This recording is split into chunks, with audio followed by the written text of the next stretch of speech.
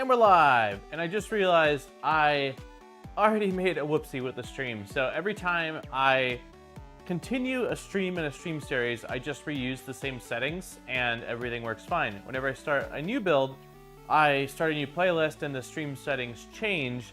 And the one thing I need to do every single time is change the delay, like how much of a delay it has built into what I'm doing to what you guys are actually seeing. And I think I usually do either low latency or ultra low latency. I can't remember exactly right now, but I forgot to change it. And so what that means is there's going to be a 15 to 20 second delay between what I'm doing and what you guys are seeing, which is okay, except for when I'm doing something silly or waiting for feedback to something, you guys won't actually see it for a bit. So that's unfortunate. I will do my best to swap that out before the next stream, but for this stream, I think once you go live, I don't believe there's any way that I can modify that value. So anyways, happy Wednesday. I hope everyone is doing awesome. Let me see who is all here today. Maurice came in hot early with the 31-month membership. Thank you so much, Maurice, for all the continued support. Let's see who's all here today. We got Mad Dog in the house. Raj is here. Ross is here. Hobo's here. Hasio, Greenbeard. John, how's it going? Steve with the 45 months. How's it going, Steve? I hope you are doing well. We got to catch up soon. It's been just a crazy couple of weeks. We had family staying with us. I don't even know if I told you that, but we had family staying with us last Monday through Saturday. It's just been really busy. So things are kind of starting to starting to kind of roll normally, but Queasy, how's it going? AKA Steve, hello. Trevor, hi. Shampasta, hello. Lord Git, just rounding out my workday with your stream. Nice, that is awesome. I hope you had a great work day. Aaron just took off with the kids to go do some shopping. And it has been, I don't know, you guys probably won't be able to see this at all. Can you see that? No, it's just really bright and white. Here, let me show you guys what the current, I don't want to leave this door open for very long, but check it. Can you, it's so not wanting to do what I wanted to do. It's snowing. There you go. You can see that, right? There, I think, let me keep adjusting this. There we go. So yeah, it's been flurrying all morning. It's pretty cold. Hopefully it's, I mean, not hopefully. I don't think it's gonna stick. It's probably not gonna stick, but it's cold. Is what I'm really getting at here. So let me move this back, and then I just basically raised up the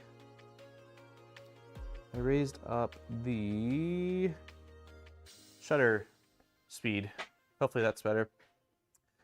So yeah, it is snowing. Oh, it's actually white. Yeah, it won't last. Like when I woke up earlier, there was nothing, and then I was like, it says, the forecast says we're expecting a little bit of rain, but it looks really nice. Like we haven't had much snow this season. I think we've talked about this before. So Jackson was excited and ran out front just to look at the flurries coming down. 50 and sunny down here in Denver. It missed us. Yeah. Like I said, I think we've got a lot of rain this week, but the weather's kind of a little bit too warm to have any sort of consistent snow. So snowing here too, and I'm only an hour up the hill from Steve. Oh wow, there's a lot more snow than I'm getting over here in Oregon. Yeah, it's been a really uneventful winter for us here. So all right, so as you can see in front of us, we are done. This is not the Micron Plus. I still need to put the front door on and do some of the finishing touches, but I'm really happy with the way that all turned out. Now it's just time to like tune it a bit more and actually use the printer for what it's intended to do, which is print things. So I don't know. Eventually I'd like to play around with getting macros dialed in for the cutting arm, and then maybe install a nozzle brush and like a purge shoot catch thing. But for now, I just want to use it as is and test out the machine as is. It's foggy and rainy here. That in Florida? No, it is not.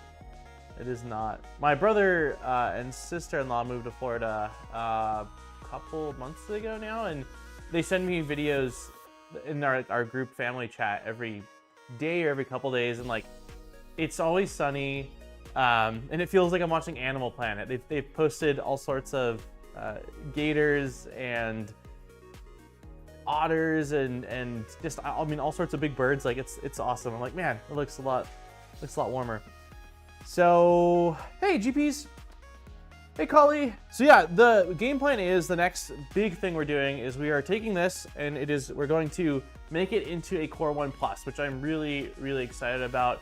Prusa did send over the kit for this. So basically the process is we're gonna go from Mark 4 to Mark 4S, which I don't know all the changes. I think a lot of them revolve around the tool head. I think it has different cooling. I think the Y-axis, or one of the Y-printed parts gets swapped out for a polycarbonate carbon fiber part. I believe there's maybe something that goes on with the wireless. I looked at this. It's been a while. Like when the Mark 4S first came out, I was looking at the upgrades. I don't remember all of them, but I know that the order of operation that's least recommended is to go to a Mark 4S and then go to the Core 1 Plus. So I think once we go to the Core 1 Plus, like we're basically going to be stripping this thing down to almost nothing. I think that the main things we reuse are motors.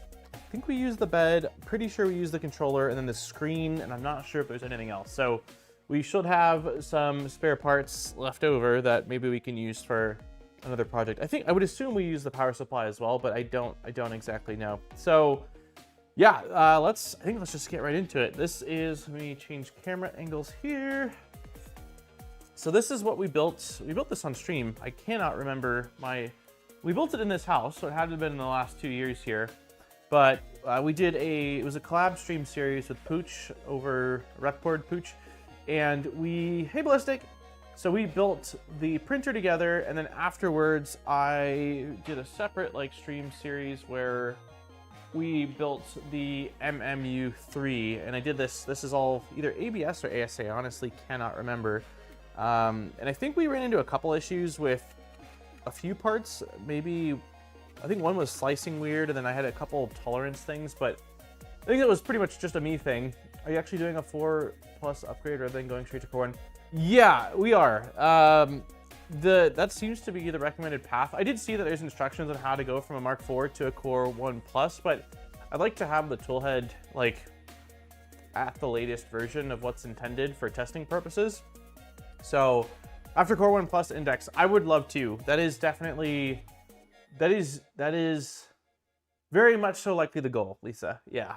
I don't have any sort of discussion with Prusa or Bondtech regarding that, so I might just, when parts are available, whenever that ends up being, ordering them. But yeah, I think that's very much so likely the goal is going to be to eventually have the Core 1, not Core 1, the Core 1 with Index on it. So the only things I've done so far today is I did remove all of my, yeah, that's fine, we'll do the far out shot. All of this stuff for the MMU. This is the cartridge buffer system and all of the filament rollers. I like the unit itself.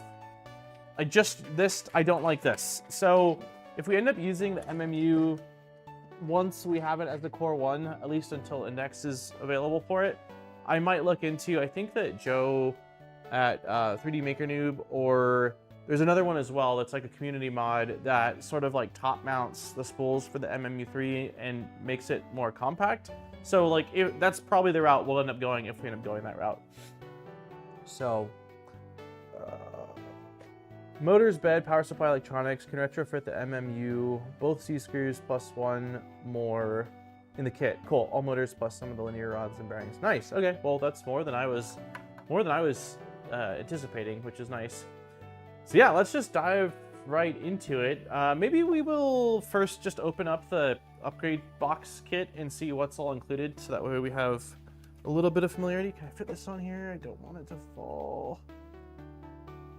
Yeah, it's probably okay. I don't love that. It's bouncing on a bar stool, the printer, but... Okay, let's take a look here. I forgot we bullied you into the green and pink color scheme. Yes, you guys did. There was a big voting thing on it. The printer is likely not going to end up going in those bright colors, so I'm going to use the parts that came with the Core 1 upgrade kit, but the MMU I will likely just keep in the neon green, pop green. So, okay, so this is just the housing for the LCD screen, which looks like it's injection molded. Yeah, it's definitely injection molded and not 3D printed.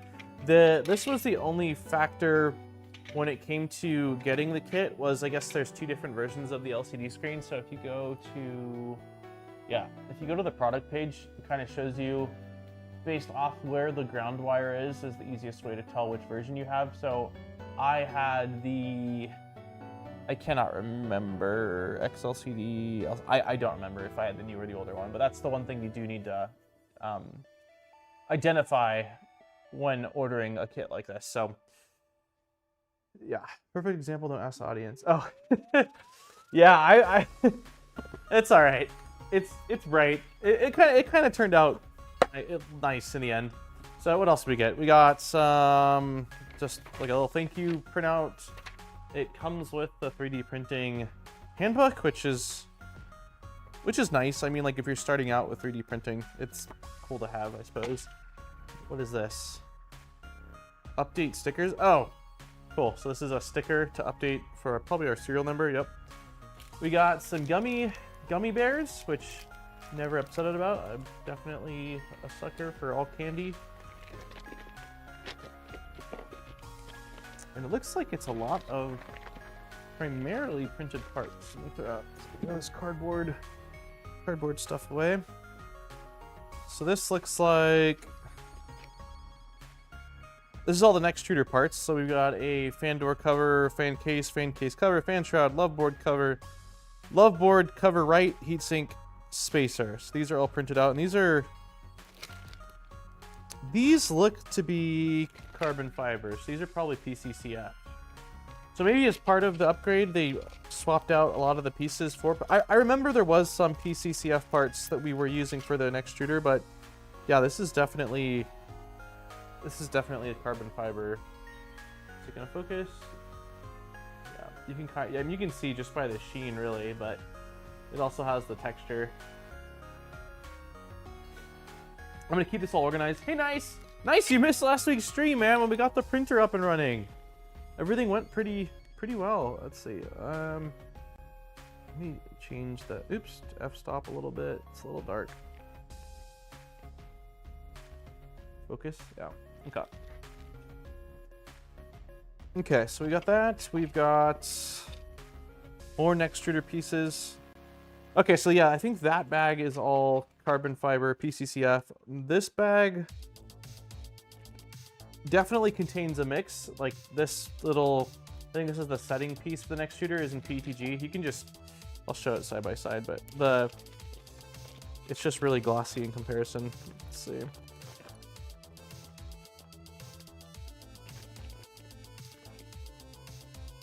Is this injection molded? Oh, okay, never mind. This is injection molded. I don't remember it being injection molded before, but was it? No, it was not. It was printed before. So this is injection molded now. I was like, this looks different. So this is carbon fiber. CF or GF. I know business dinner. No big deal. No big deal. Okay, so this you can see pretty easily from the side here. It focuses like carbon fiber, PCCF, and then the regular PETG, just so much glossier than the carbon fiber material. So it does look like most of it is PCCF now. There's a couple little small pieces in there that aren't, but for the rest it is. What is this? This is electronics printed parts cover. Okay. This is, what is this? I don't know what this is.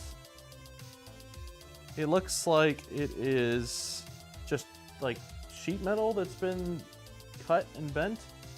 It's pretty. It's got like a nice glossy, not glossy, glittery texture to it, almost like powder coated. I don't know if it is powder coated. Hopefully it didn't get bent. I'm not sure if this is supposed to be a part that is the same on both sides. No, it's not. It can't be. The shape's different. So I'm not sure what this is for. If somebody knows, let me know, but I don't know what this is for. Definitely a new looking piece. Gotta see more glass fulfillments coming out. Just bought TPU. Yeah, I'm hoping to do a video on TPU glass fiber at some point here. We've got, okay, so these are the Y carriage parts I knew that were coming. So these are PCCF. This is for the belt tensioner.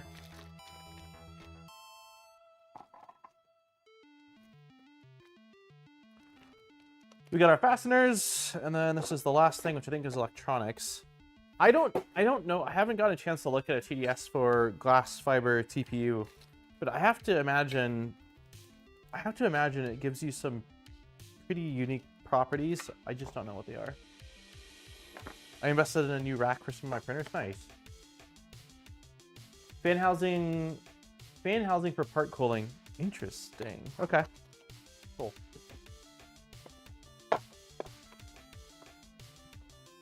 Okay, so we've got, this is like, we've got a new silicone sock. Got a little board here. Prusa FDM Mark IV Wi-Fi. Cool. I've never actually used Wi-Fi on the Mark IV. I think it had the capability to use Wi-Fi, but I never did. So I am looking forward to wireless printing. It's something that like I've gotten so used to that it feels weird not. This is NFC set.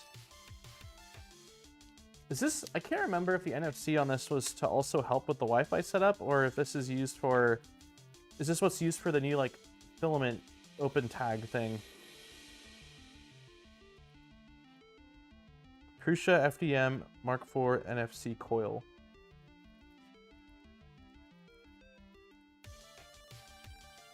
And it's got a little antenna in the bag as well. We'll keep this all together for now. We've got a new cooling fan, which looks pretty dang beefy. Looking forward to seeing this. I'm in class right now, but I'll be checking back in a bit. Nice. Yeah, sounds great. Have a good class. We'll definitely be here for a couple hours. So, and then the new nozzle, an extruder Prusa brass CHT. So this is not going to work for abrasives, but if we're just trying to print more filament quicker, or push out more filament quicker, this is a brass CHT nozzle. So I'll definitely end up using this at some point. I mean, we'll install it now, and I'll probably swap back and forth. I'm pretty sure I've got like a conch nozzle from Fetus that I can use as well for, I don't remember if it's higher flow, but I definitely know that it's at least hardened steel and coated with their like special coating that they use. All right, with that out of the way, let's move some stuff that we don't need. Let's see, so we won't need the 3D printing handbook, we don't need that, and then the LCD screen parts we can just leave out for right now. I will place these off to the side. Nice! Thank you so much, man, for the gifted memberships. Let's see, XY, Bertek got one, Jose got one, Rain got one, Sky Dragon got one, and Train Wrecker. Cool, thank you, nice. All right, let's pull up our instructions here. There we go. Okay. Begin assembly. This manual guides you through the process of upgrading your original Mark IV to Mark IV S or 3.9 to 3.9S, with all instructions applying to both upgrades. Okay. Please prepare the upgrade kit received from Prusa Research. This manual also includes instructions for MME3 owners. These instructions are separated and indicated in advance. Awesome. We'll post some photos of prints once it arrives. Wait, once what arrives? What did I miss, GPs? It should be an indestructible stiff material. Oh, got it. The PCGF, right? I'm not PCGF, the TPU-GF. That's what we're talking about. Okay.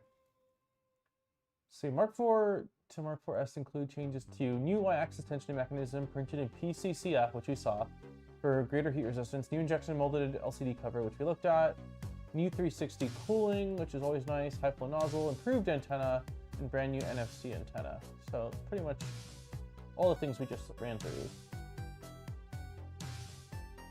So this is the NFC settings to the printer. Yeah, I think this is for like quickly updating the board or some of the Wi-Fi settings. I mean, it's been, I looked at the blog post when this launched, but it's been a while and my memory is a little foggy sometimes. So I think that's what it's primarily used for.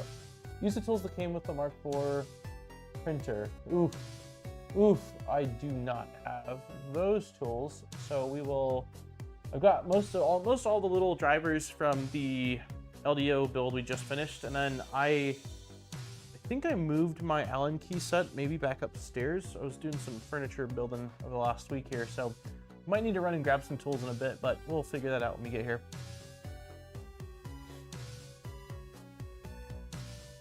Okay. Yeah, we'll need to. These could be in one of two places. I have a drawer upstairs with maybe some leftover parts from the build when we did the Mark IV build, or they could be, there's a cup upstairs where I put like little bits and bobs from things in there, and maybe it's in there. So we'll figure it out. We'll figure it out. All the boxes and bags included for the build are labeled. The labels include the list of columns and part count. You can download a cheat sheet for the fasteners. Prusa veterans fasteners divided into individual bags according to its type, not into packages for individual chapters, as it was with the previous version. Okay, fasteners are divided into individual bags according to type. Most of the 3D printed parts are marked with their versions, E, F, and G series. Those parts are printed on Prusa Research Farm and distributed to kits, R, S, and T. Those parts are available for download. Okay. In case you have issues with assembling the parts with a certain printed part, please try to find this label and tell to our support team. Sorry if I'm covering up the mic. I just realized I was leaning on the area where it was. Lost in the instructions, missing screw, or cracked printed part, let us know. You can contact us at the following support channels and email. Cool. Cool. Chat. Inserting the nuts. 3D printed parts are very precise, however, there still might be a tolerance in the printed part, and the same goes for the size of the nut. Therefore, it might happen the nut won't fit. Use a screw the thread, screwed on the opposing side, tighten the screw, the nut will be pulled in. Okay. I remember this because I wasn't really used to this so much because the Prusa build uses a lot of nut traps compared to like heat inserts. So if I have a nut that can't go in and I don't remember this, someone yell at me. Nut keeps falling out. You can use a piece of tape. Every time we recommend using the screw point technique, you'll be reminded with Joe's avatar.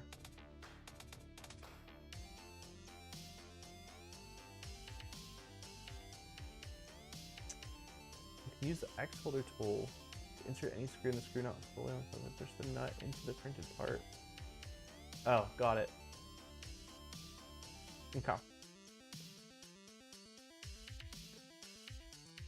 When you browse the guide, you can view the original images in high resolution. Just hover your cursor over the image and click the magnifier button.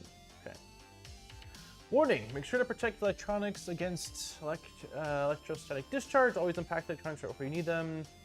Okay. We don't have carpet. Should be okay. To successfully finish the upgrade, follow all of these. Read the instructions, don't follow pictures only. Read the comments. Use a reasonable force. Enjoy the build. Have fun. All right, good reminders there. Tidy up the desk. I sort of kind of did that. Let's go back actually. Clear your workspace. Let there be light. Prepare something to contain the plastic bags, and then the removed materials. I wish I knew. I think it's upstairs too. Steve's part organizer. That'd have been really helpful for this. I used that I think with the previous Mark IV build. Certain parts will no longer be needed. A list of these parts is provided at the end of each chapter. Keep all parts until you complete the chapter, then discard the unnecessary items. You can repurpose any removed electronic parts for any future projects. We also have leftover fasteners. Always compare the new parts with the provided pictures to avoid confusing them with the old parts. For visually similar parts, we will always notify you when the new parts are involved. Okay. Warning, the hot end and heat bed are very hot. Upgrade includes ensure the hot end is clean before the exchange. You have a Prusa hot end sock on the hot end, remove it. Is this what we're supposed to be doing right now? Sure kind of looks like it.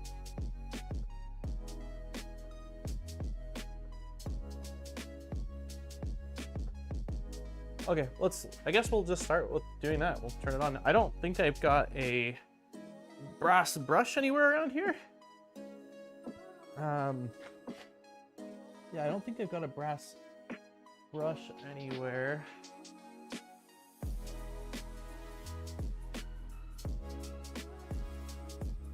Okay, yeah, I guess that's the first step, is to just swap the nozzle. I feel like that could be the last step, but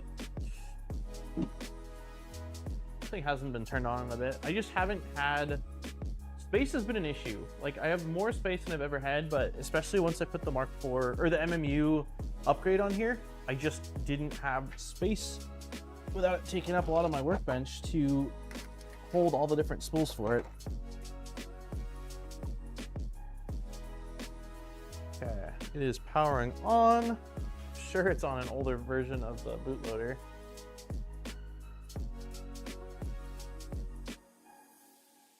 I think we'll home it first, just really quick. Let's also move you guys a little bit to the side so the chat's not blocking everything. Okay, can we just home control, return?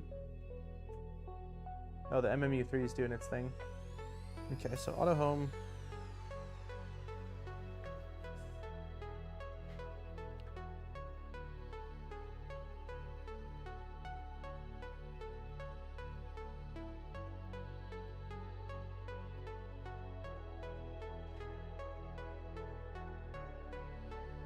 I don't remember it having to home like that many times, but I wonder if it's because it just turned on.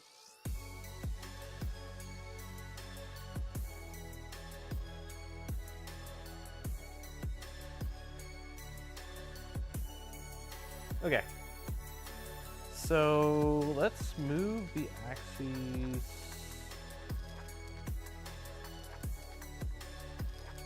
somewhere in the center. And then let's move our Z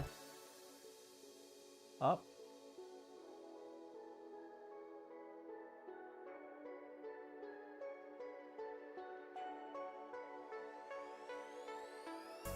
Probably plenty high. Okay. If you have the Prusa Hotend sock on the Hotend, remove it. I don't think it came with a sock when we did this. So on the printer screen, go to control temperature, nozzle temperature, and using the knob, set it to 250 Celsius. Okay.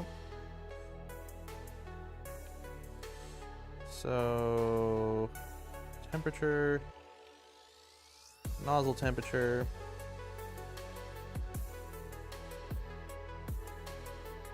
260. Okay, it's officially heating. Oh, it says 250, not 260. Okay. 250. Wait at least 5 minutes. The remains of the filament must be warmed up slightly so they can move easily using a brass brush. Careful. Okay, so it's saying it wants us to have a brass brush, so I can run up and look for that while this is heating. Using a brush brush, avoid contact with the brush with hot end cables. When the heat block and hot end are perfectly clean, cool down the printer. Okay. Okay, let me try to find a brass. What were the things? Okay, brass brush, Allen wrenches, and if I can find that weird looking wrench that came with the original build. So let me run up, try to find those things. I'll be right back. In just 1 minute, maybe 2.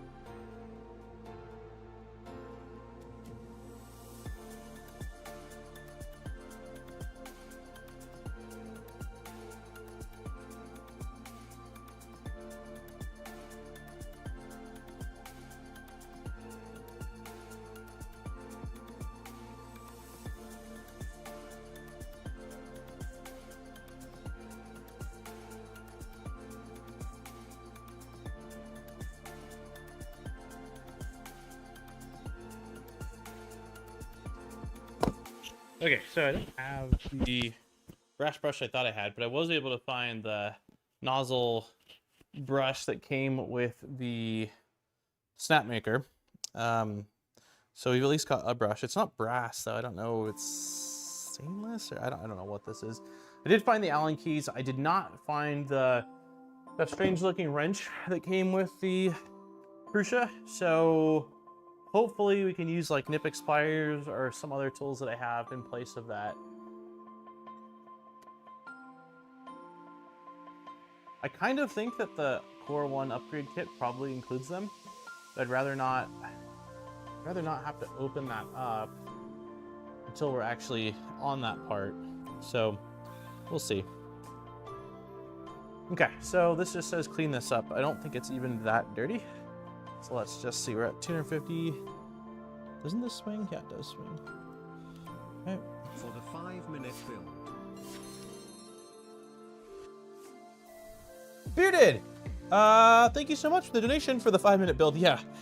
I appreciate the, I appreciate that. So yeah, this isn't really that dirty. I mean, there's a little bit of stuff on the upper block that doesn't seem to want to come off. Yeah, it's kind of coming off. There's like a little bit of...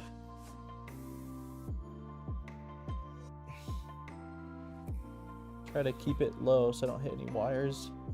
I think I've done that once in my life where I was using a brass brush and I ended up shorting something. There's definitely some gunk on the underside of this.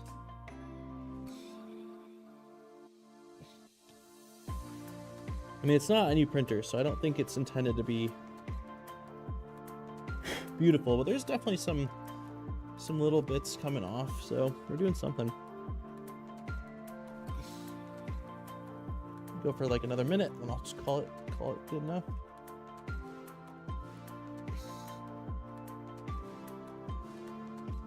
Okay. Take a look at this side. Yeah, there's a little bit of like higher up stuff here. I don't know what the heck that is. Must be just old caked on filament. I don't know. I think that's probably close to as good as I'm gonna get it. Okay. All right, we'll call that good. And then it says to cool it down, right?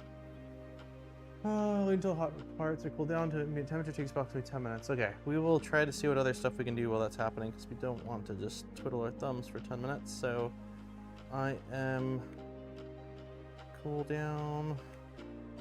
Okay, Hotend is officially not heating or maintaining heat anymore.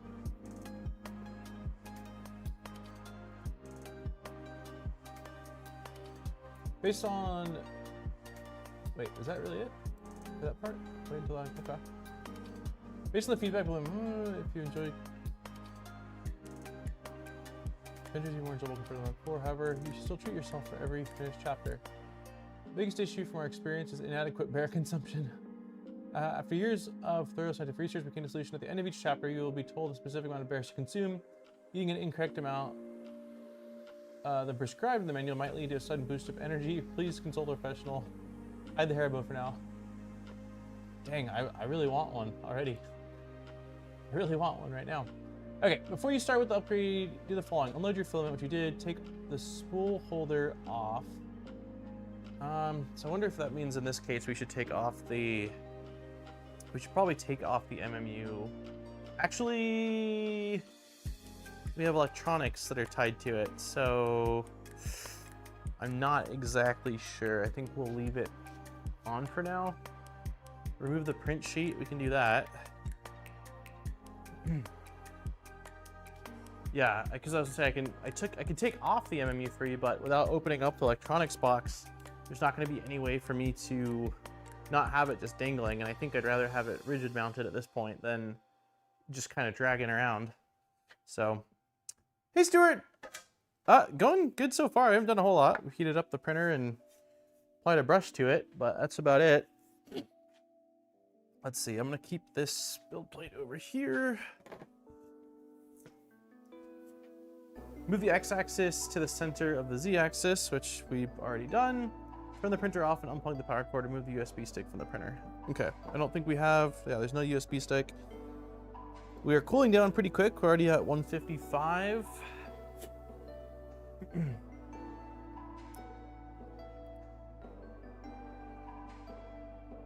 Okay. Oh, here we go. Disconnect the PTO tube fitting from the next extruder.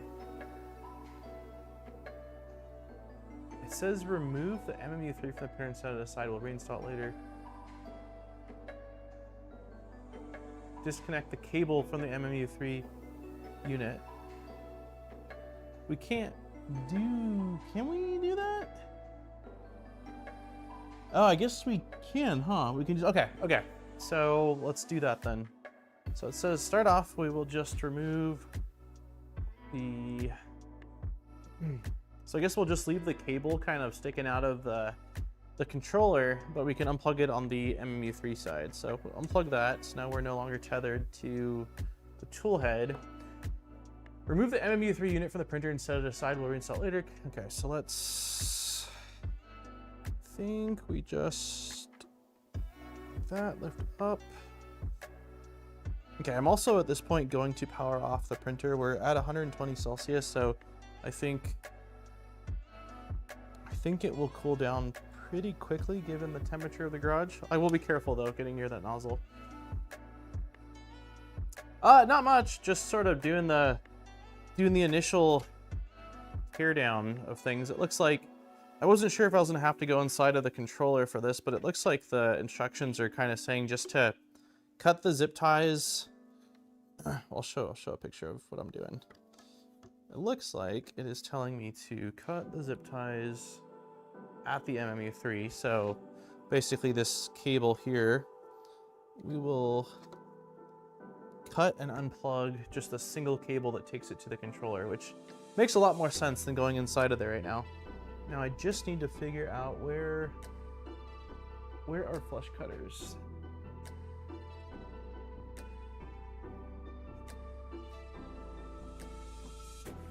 I don't get it. Flush cutters are one of those things where I own a ridiculous amount of them, yet when I need them, I cannot find flush cutters anywhere. There should absolutely be a blue set of flush cutters somewhere on this table. I do not see any. Let's see. Flush cutters down here.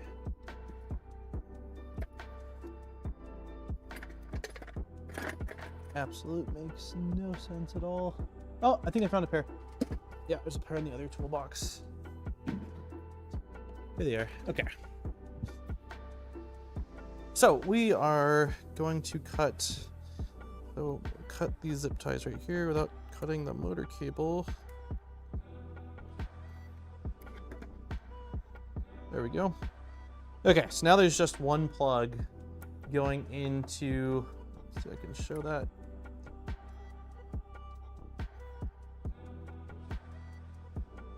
One plug going in right here. So I think if I just take my finger, press down, yeah, it slides right out. Sweet. Okay, so now I can set the MMU off to the side. We will place you, where do we want you? Trying to keep things sort of organized. We'll just place it like right here where these zip ties are. Driving home, can chat for now when I'm lurking. Sounds good. Sounds good. Okay. So, should be good with that section. Disconnect the cable. Perfect. Okay, we did this. This information applies to users planning to install accessories such as the original Prusa enclosure. Okay, so this is not relevant to us, I don't think, because we're going to be doing the Core 1 upgrade. So we can just kind of ignore that. Y-axis part info. In this chapter, you'll upgrade the old Y-axis belt tension mechanism with new parts printed from PCCF. The latest Mark IV units might already include Y-axis parts upgraded. If your printer has these, you can skip this chapter. To verify, take a closer look from the underside of the Y carriage and inspect the parts. Okay, I kind of think mine doesn't. I don't think that mine has, let's see, what's the best way to set this on its face? Maybe Maybe I'll just do it on the side. Okay. Where, oh, where? That doesn't look like, here. I'm almost wondering, like, if we actually need to do this part of the upgrade, because I have to assume we're not going to be reusing this Y belt tension on the Core 1. Doesn't make any sense, but we'll go through this. That's fine. Maybe someone that is just wanting to upgrade to the Mark 4S at some point will see this. So that is definitely not PCCF. It is definitely reflective and very likely PETG, or I can't remember. There was like a part or two I reprinted. I think it was that part. So yeah, no, that's we need to swap them. So ensure you thoroughly check before skipping. Yeah, we are not. So we need a 2.5 millimeter Allen key. Lean the printer onto the right side, the one with the PSU. I did not do that. I did it onto the left side. Okay.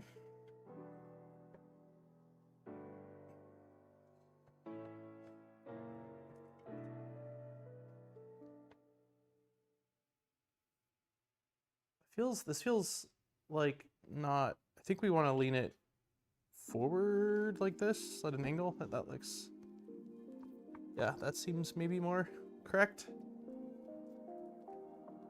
Okay, so we have this thing on its side.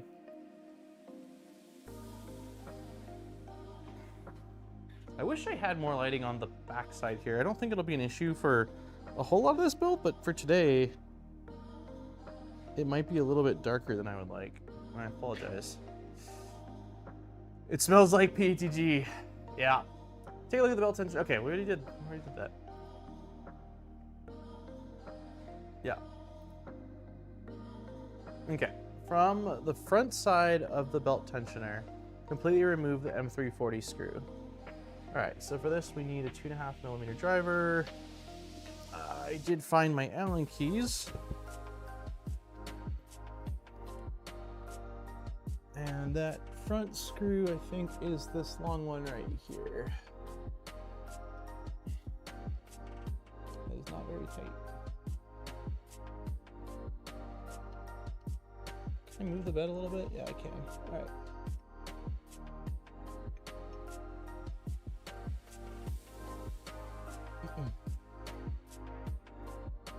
Hey, was it Balint? Balint? How's it going? Okay, so we're just removing a really long screw right now. Is it loose at this point? Nope, yeah, there we go. Okay, so M340 out. The loose screw can be pulled out with pliers. Release and remove the M310 screw mounting the, hold on, let me watch this. So, okay, so the next screw we need to remove is, looks like this guy right here, I think. Release and remove the M310, mounting the Y belt tensioner to the carriage.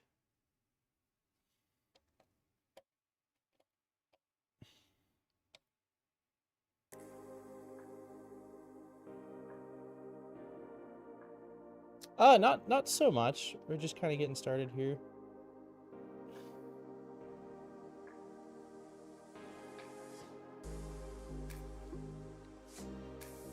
Feels a little, it's like a little awkward to get to this screw. I wonder, oh, there we go.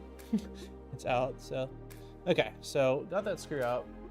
Remove the belt with the GT pulley from the Y idler.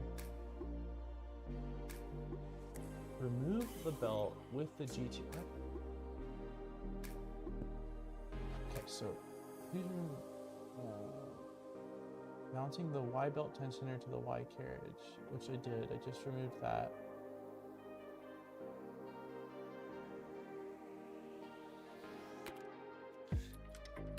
Is that idler just loose? Is that why it wants us to remove it? Looks like... Okay, according to the instruction, it looks like you basically just grab the belt and pull up. There we go. Okay. So that's out. Let's not lose that.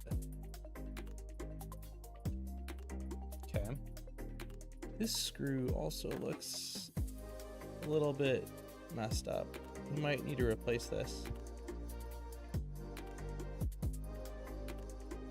We'll see. Okay. Be careful not to lose the pin. Yep.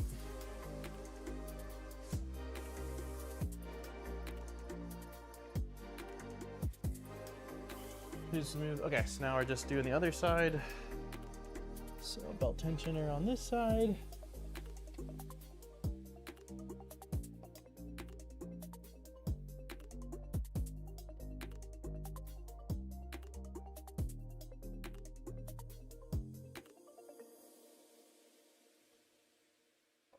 Okay. Take our screw out. Is there another screw in here? Yeah, there is. Okay. Hey, John, would you like some shredded wheat cereal? I think we still have a bag. No, I'll pass. I will pass. I will say this, if we're gonna be slightly unhealthy though, when you're leaving Costco, if you wanna grab me a slice of pepperoni pizza, I won't be upset. Okay, so keep the white belt for the upgrade.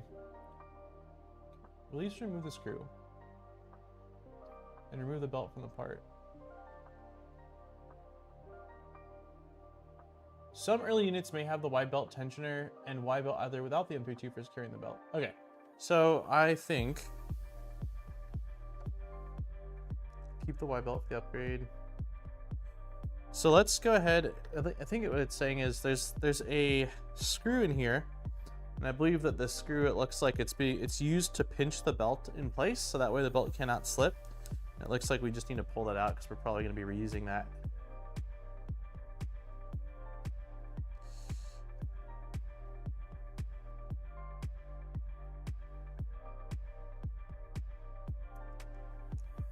How's everybody's week been going? How's everybody's Valentine's? Okay, so I don't think we're going to be needing this part. I hope not, because that's the whole point. We're taking this apart, but I'm going to keep all like original parts off on this separate workbench to the side, just so I don't get them mixed up, because I will get them mixed up otherwise.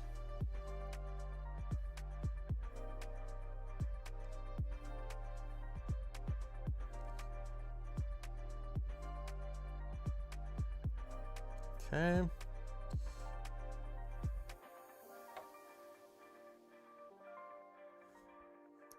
Okay, that should be everything. We're down to just basically a naked belt, unless I don't think we're replacing the front and back portion of this. You will no longer need the Y belt holder and Y belt tensioner. Okay. So I think that means we are... Yeah, so we took the screw out there. We took the screw out there. All right, so now we need the new belt tensioner, which is, remember, in a bag of its own right here.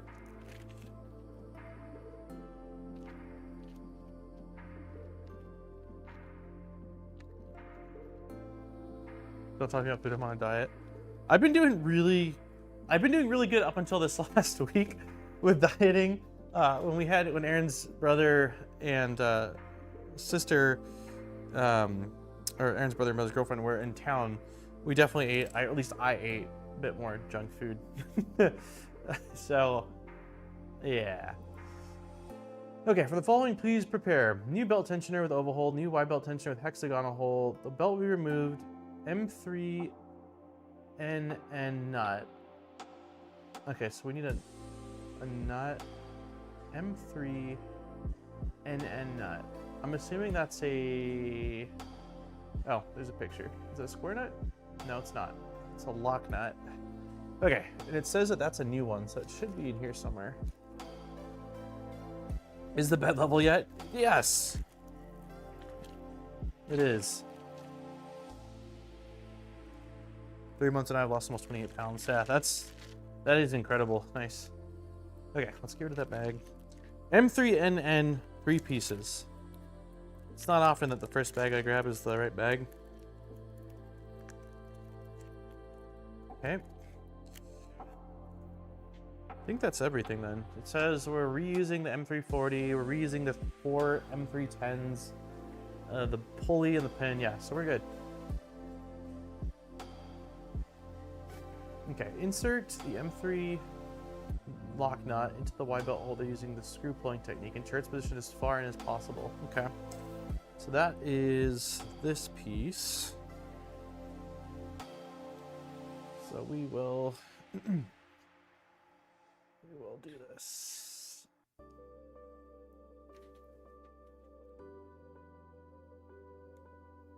So Jack's 3rd birthday is coming up on the 5th of March, and we were trying to figure out what we wanted to do. Like, the initial plan was we were going to do a little like party at the house like we did last year with just some of our neighbor friends and a couple other friends.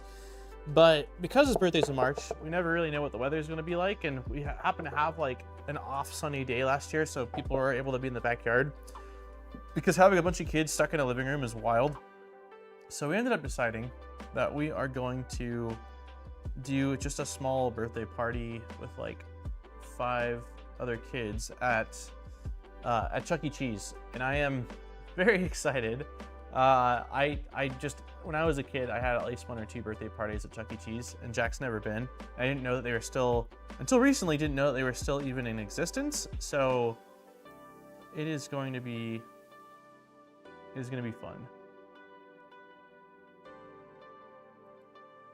Mark 4 to Mark 4S changes are the Y belt tensioner, cooling, NFC. Yeah, we looked at them. So it was the belt tensioning, yep, cooling. It's a new nozzle, like a new CHT nozzle. There seems to be some other, no, cooling, right? You said fan, yes. There's a new fan, there's a new shroud setup, NFC stuff. It says better Wi-Fi. I don't know if you said that or not. And I think that was primarily it.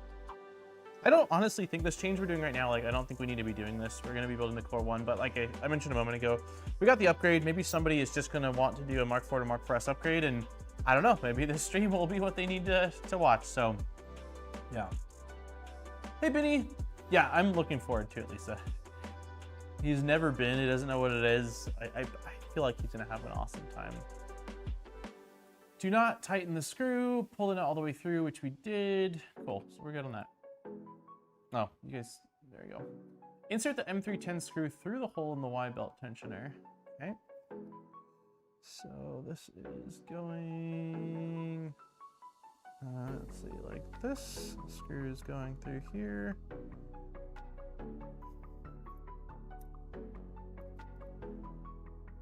Wait, they got rid of the animatronics? I haven't been to Chuck E. Cheese in like 20 years. I mean, maybe longer than that. I don't think I've been since I was under 10 years old, and I'm 33 now, so I had no idea they got rid of the animatronics. I do know, like, I looked on their website and I saw they have like a bunch of new stuff there now, and like try to make it a bit more fun for adults too, but I didn't realize they got rid of the classic animatronics. To be fair, like, I love them. I know some people found them a little bit weird or spooky, but I really like the animatronics. Okay. So it says insert the M310 screw to the hole, take one of the ends of the Y belt and push it into the Y teeth. Secure it by inserting an M310 screw. Okay, so let's pull out this belt for now.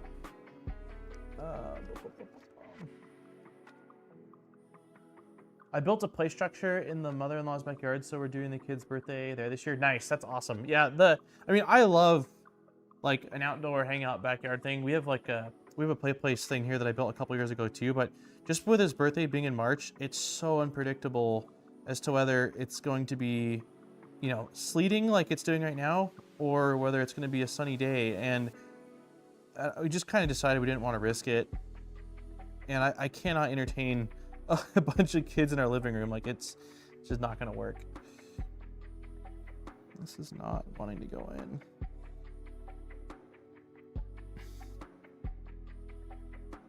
I feel like a flat head would be really nice right about now, but maybe if I just keep working it.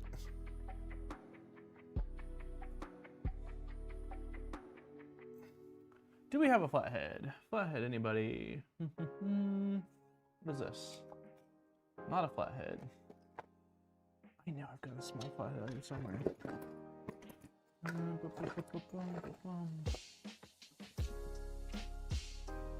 Oh, here it is. feel like the belt could have gone one more tooth over, but I don't think it's gonna matter.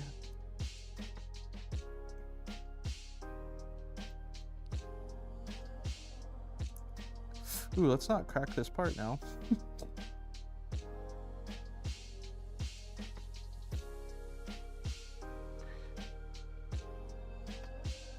Okay, I'm gonna try this again. It just doesn't feel like it should be that difficult. Let me try.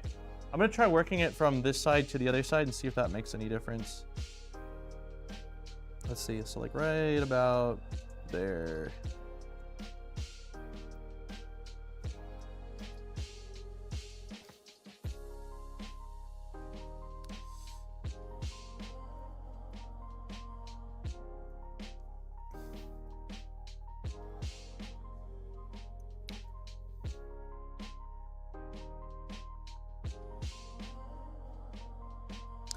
This flathead probably should be a little bit wider to do what I'm trying to do, but I think we're gonna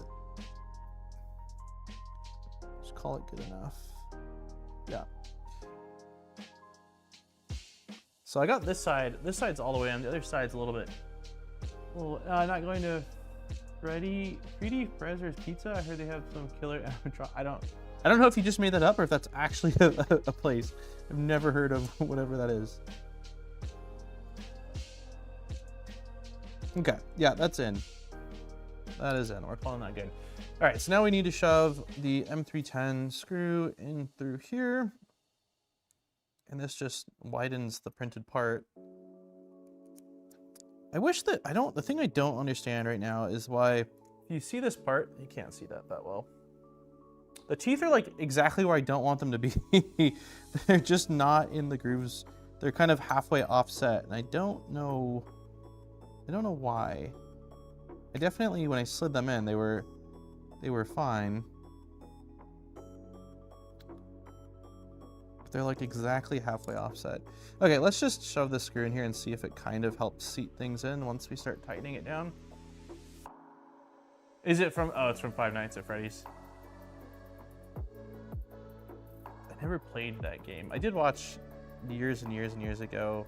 I think it was Markiplier play that game.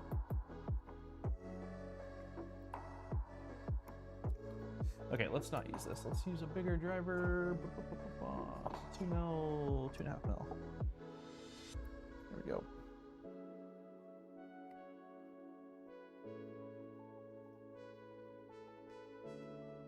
It's still not really placing the teeth where I'd love them to be, but as long as I can tug on this and have it, oh no, it's kind of seating them. It's kind of seating them. Yeah, as long as I can pull on this and have it not shift, I think we're fine. So yeah, if you can see, the teeth on this side all kind of found their place. This side's still a little bit offset, but it's not going anywhere. Okay. So that's good, that's good.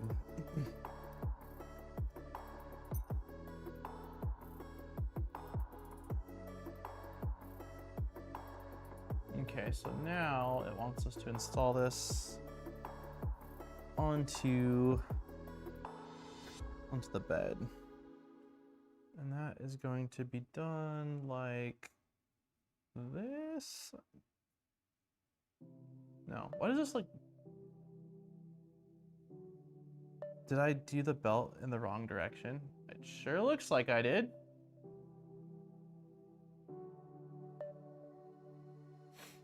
I think I did the belt inverted. Hold on. So belt is supposed to be coming. Yeah, I totally did. Well, it's fine. It's fine. I have the belt, like, I have the end of the belt here coming out this way versus the inverse of that. So, oops, wrong one. All right. That's okay. It's a minor detail. I followed the instructions correctly. I just didn't look at the picture correctly in this case. So let's quickly unscrew this and swap sides. Hopefully I picked together the kit correctly. There were some options I had to pick. I think I got the right. Yeah, I think it'll be fine. The biggest variable seems like it's the screen, which as long as you got that one right, then we should be okay. Okay, let's try that again. This guy's out. Pull this guy out. So it needs to go in like this. Third time's the charm. Thumbs up emoji. Well, that way, it's funny, it went in a lot easier when you do it the right way. Okay. Nice, thank you for the donation. Smash the like button, everyone. Yeah, new build. It's always like kind of a nice, bittersweet feeling starting a new build. Yep, that screw fell out.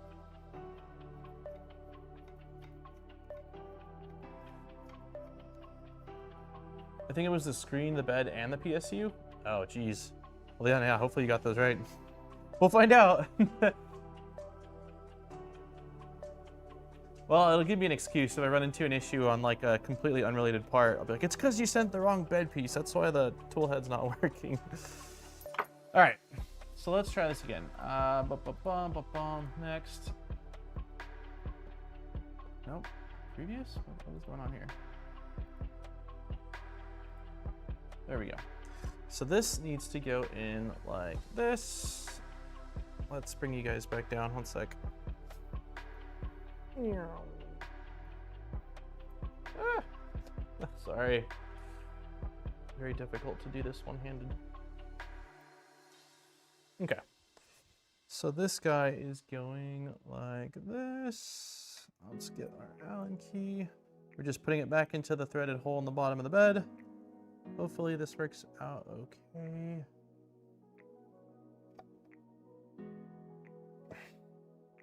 Pretty sure it's a little awkward. It's a little awkward getting this started. Let me see, maybe if I lift the belt up and kind of go from this angle. Yeah, that's a little bit better, I think. Okay, let's try to loosen it.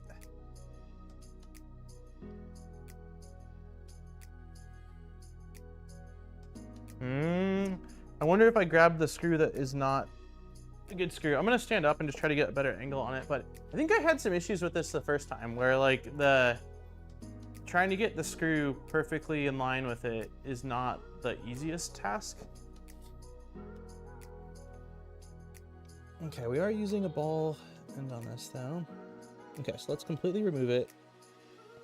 Turn the screw counterclockwise to try to get the threads perfectly aligned. It's just not free spinning.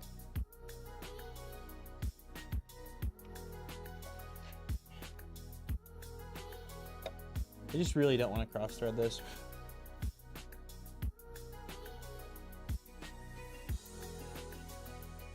It just wants to go at an angle.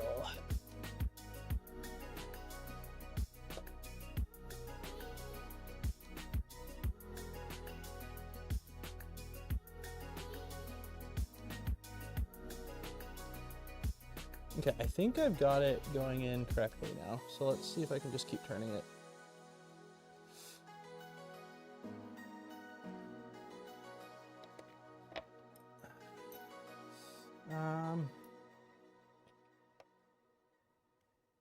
No, it'd be really nice if I had a, let's try this.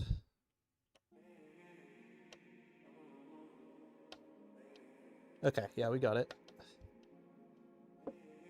It's not difficult once you get it started. It's just, of course, you don't want to cross thread. You don't want to cross thread something like that. So that looks fine. I think we are in. We tightened it a hair more, but we'll leave it. Let's see, does it say? Use the left rear to pre-screw the screw to the Y belt holder before attaching to the Y carriage. Yeah, we did that. All right. Okay, that went in.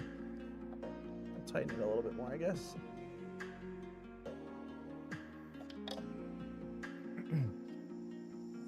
I never use Eddie on a Prusa bed. Any issues with the magnets interfering with the bed mesh? I would think you would have issues. Actually, the magnets are on the under. I think you would have issues. I think you would have to do like exclusion zones, but there's a lot of magnets looking at the bottom of this, so I'm not sure that that would work.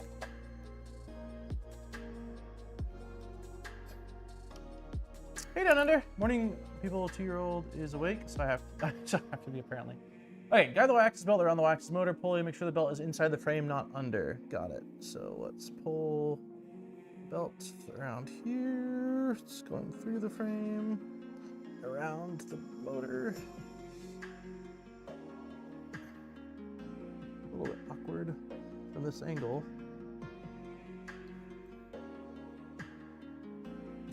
Okay. Oh, it popped off on me. Okay, belt is around the motor. And it needs to go back underneath the frame, not on the outside of the frame, like so. Ta-da. Okay. Take the free end of the belt. Okay, so we're basically going to do the exact same thing we did, which is just place it into the other printed part. I'm going to make sure I do this one in the correct orientation. So the end of the belt should be like this. No, like this. Yeah, like this. Okay. Basically, you want the end of the belt to be where the screw head is going to be sitting. Where the screw head is going to be sitting. That tenses or tightens the belt into place. So we will now feed this through here. Should pretty much be done with the Y after this, I think. This should be all of it. Quickly tense this up. Hey, Tuxedo! Did you just show up? I feel like I have not seen you until right now.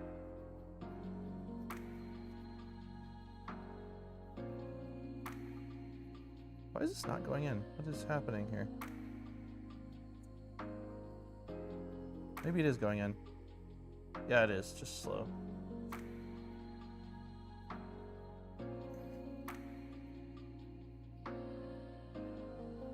Slow and steady.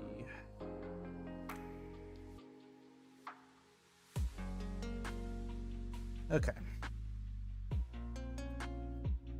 Sort of did the same thing again, where it moved the teeth a little bit, but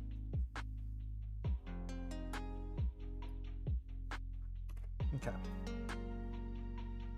That is in. So the last thing should be to. I'm late at a doctor's appointment. Oh, no worries. I hope that doctor's appointment went well.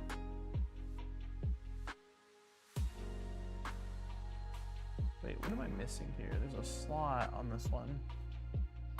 Take the free, okay.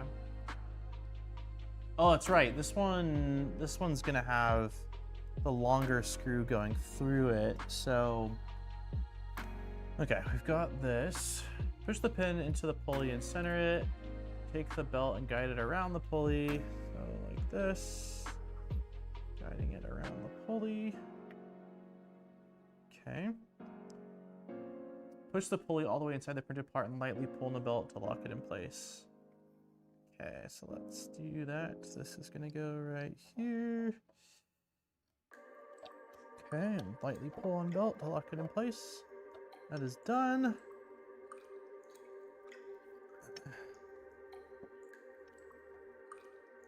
I hope we can reach the hole. Just looking at this, I'm like, man, I wonder, I might have to loosen the belt a little bit. Give myself some more slack. We'll see.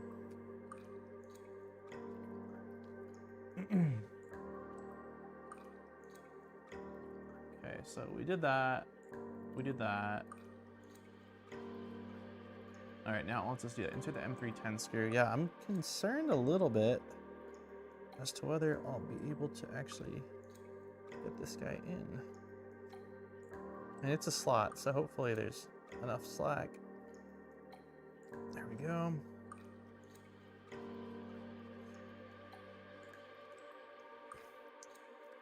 And I dropped the screw. Okay, for this one, I don't think we need... No, we still are gonna have to use the ball end. Okay. Oh yeah, this'll totally fit him, I think. Let's just try to get it started again without cross-threading it.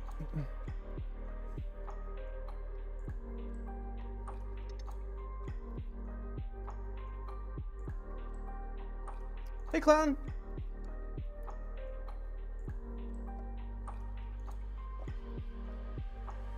It's a little bit awkward. It's a little bit awkward. All right, let's try it without the ball end and see if I can get this started at least. Once I get it, like even just a thread or two in, I'll feel good. But right now, there's a little bit of tension even on the farthest point, and I don't want to cross-sector this thing.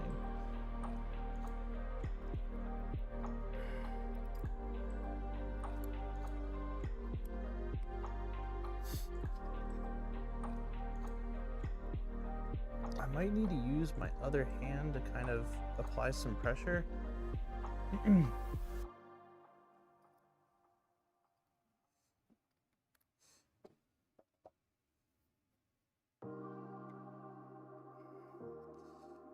Or maybe here.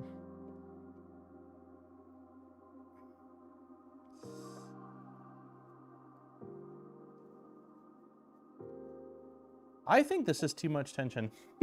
I'm gonna loosen the belt. I'm gonna back off like a tooth or two. There's no, I can't see any reason why it should have this much tension at this point, because we're gonna be using a tension screw. Like, it just doesn't make any sense. So let's undo this guy one more time. Kind of slide off 2 teeth.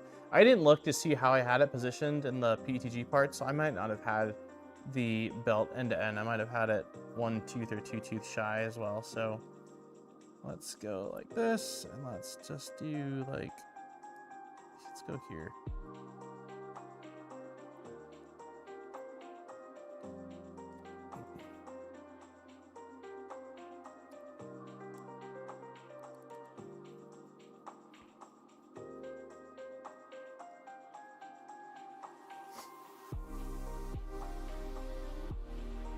Is the conversion to Core 1 the first step towards conversion to index? So, yeah, like on the back of my mind, I think that either the Core 1 or the Core 1L, or in this case, Core 1, is going to be an awesome choice to see what the index setup is like. I still think it'd be neat to do it on a clipper printer that's like an open source clipper printer of sorts. But yeah, I think that's sort of the direction that we're heading in.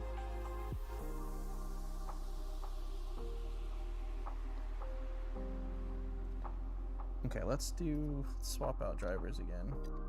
There's definitely less tension, which is what we want.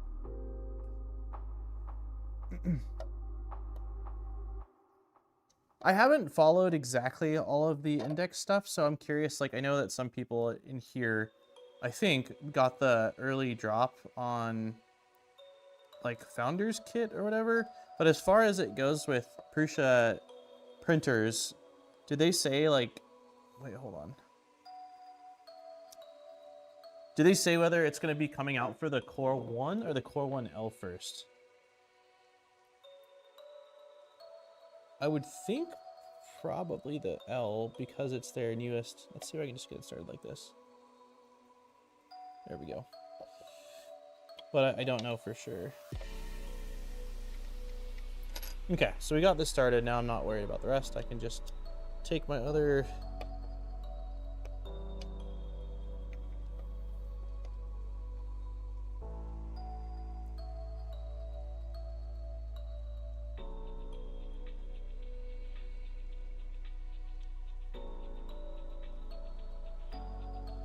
Okay, so I'm glad I didn't go looser than 2 teeth, because now even with tension, it's not crazy tight, but this should be fine. Core 1, oh, Core 1's first. Core 1 normal only first, got it. Interesting. For some reason, I just figured with the L being the latest, that's probably what they would have prioritized, but maybe there's just more Core 1s out there. I don't know.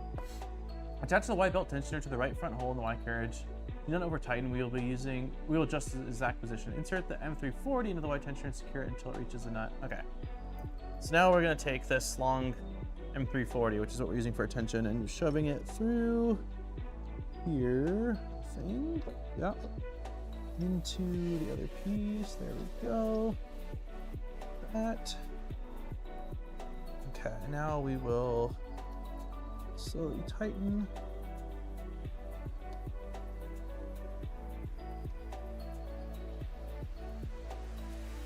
I have to assume by this point it's probably grabbed the, yeah, so we've grabbed our lock nut. So now we're just going to keep tightening this to adjust our tension. And based off of what I just did with my hands, the blocks are gonna be pretty close to each other to have what I would consider good tension.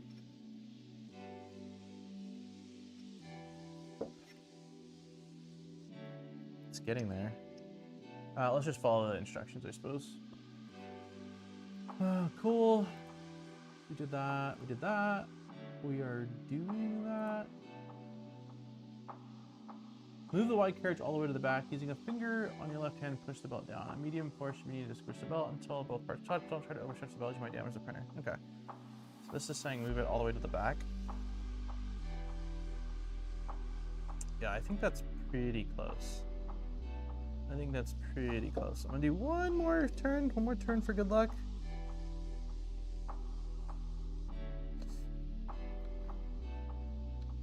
There. Yeah, I think that's good. We'll call that good for now. We can always adjust it.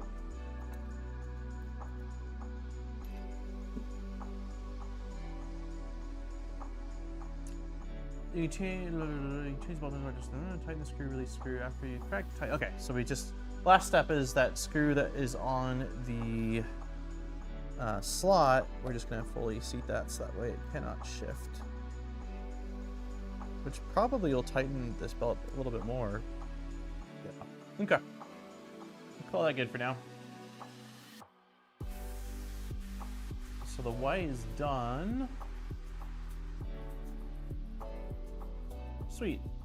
This step is recommended. We're not going to do this right now. We're not going to do this right now because every time I do anything with frequency tuning, I have to mute everything and then turn off music. It's always, but I will tension the belt. That's fine. This is basically, if anyone's not familiar with this, they have an app that you can select the printer you're doing, what belt you're tuning, and you strum it, and it'll show you on this bar basically how you need to adjust it until you get in the range that it wants you to be at for the correct tension.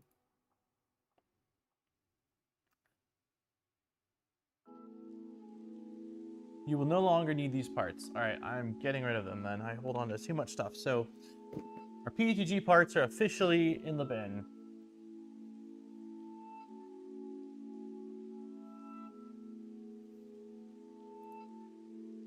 Oh yeah, carefully and quietly we get to have a gummy bear. Yeah. All right. Okay. Orange bear down. I did not arrange them in a similar pattern. That's fine. Okay. Cool. Now we're gonna upgrade the LCD screen.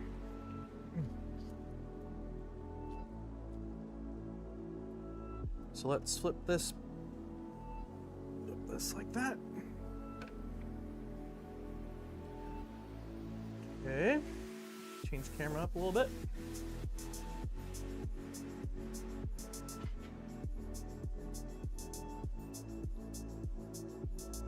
Looks about right. Yeah, the bears. I don't get. I mean, so growing up, my mom would always have like candy on Friday nights. She'd like get a couple different bags of candy and like separate them into bowls for me and my brother and her, and we'd watch a movie. And gummy bears was definitely one of the ones. Anything like Haribo, but definitely gummy bears was one of those things. So I don't really buy them. Erin, every once in a while, not lately, but like over the time we were together, she's certainly had her regular gummy bear and sour gummy bear cravings, but I don't get them very often, is I guess what I'm getting at. So it's always a treat. It's always a treat doing a Prusa builder upgrade and getting some gummy bears. Okay, so now we're moving on to the LCD screen. And it says we'll need a 2.5mm Allen key and a T8. I might need to find that. That will be, that might be interesting. I'll look, okay, we'll do our best. Okay, so remove the LCD screen. Remove the LCD screen from the frame, put it in front of the printer, do not pull the cables. Okay, so let's move, we're gonna move the bed out of the way.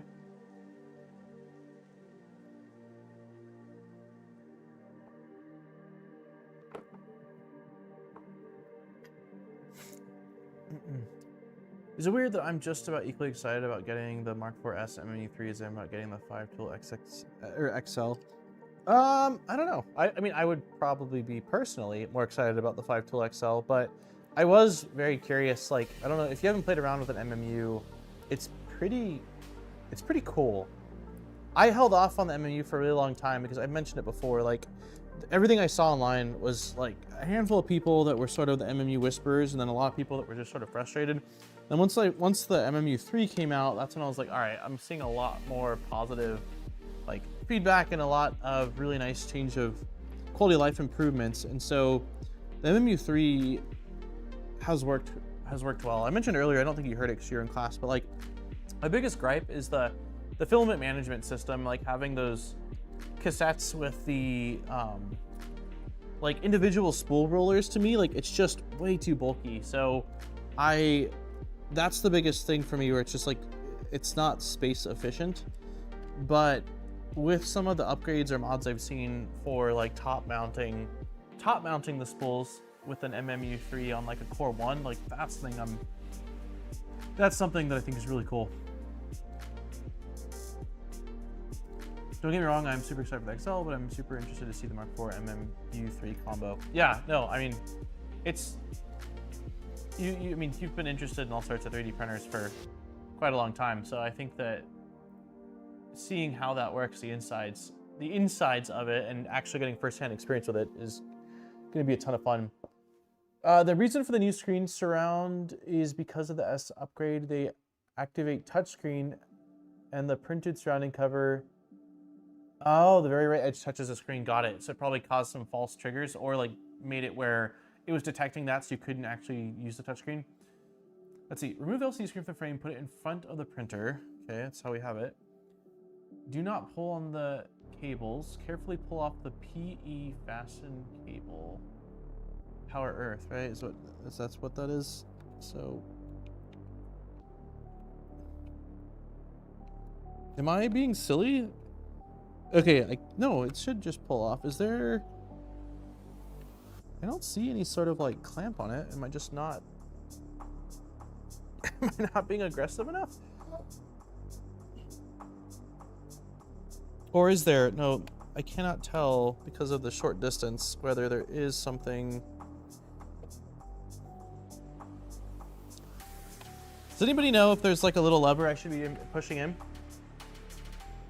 for it to get off the ground cable? I feel like generally I just pull on these, but there's something. There has to be something holding this in place.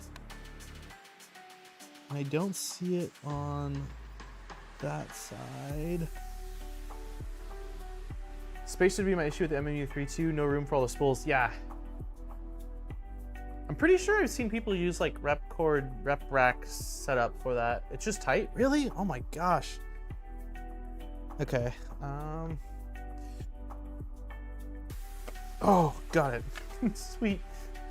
All right. Yeah, it's quite tight. Carefully pull the position of the PFAS cable may vary. Early units. Carefully unplug the LCD connector from the LCD board. Okay, so just gonna wiggle. Hopefully this guy, or does this guy have a latch? I don't see any sort of a latch. But is there? I don't like that I don't see any sort of levers. It looks like this side's coming off on its own, so maybe it's just another tight fit. It's just tight.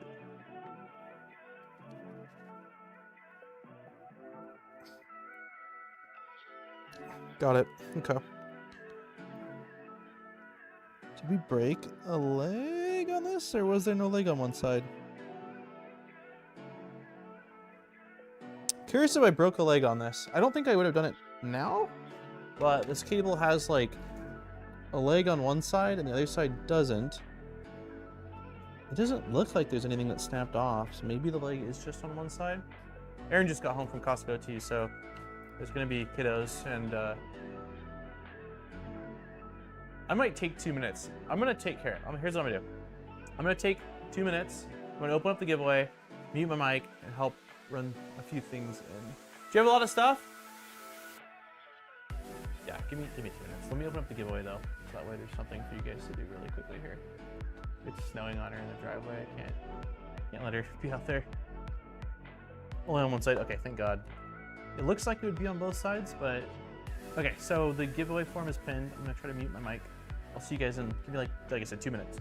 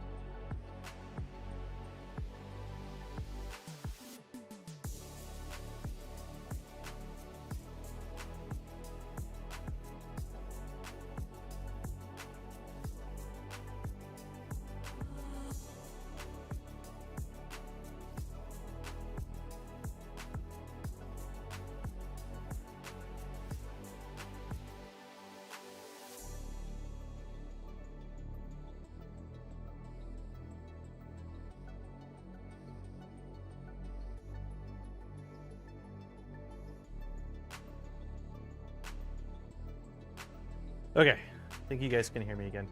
I am back. I've got a pizza. It is very cold. I'm gonna have a bite of the pizza in a minute, but let's do a little more progress on the LCD screen, or at least let's see if we can just get the LCD screen done here. All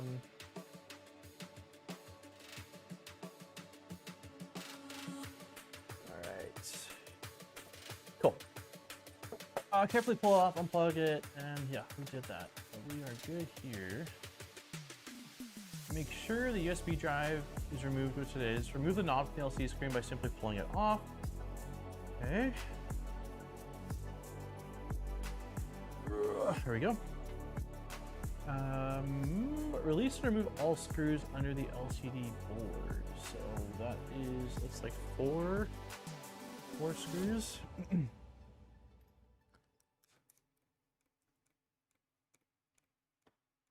Looks like Costco pizza. It is Costco pizza.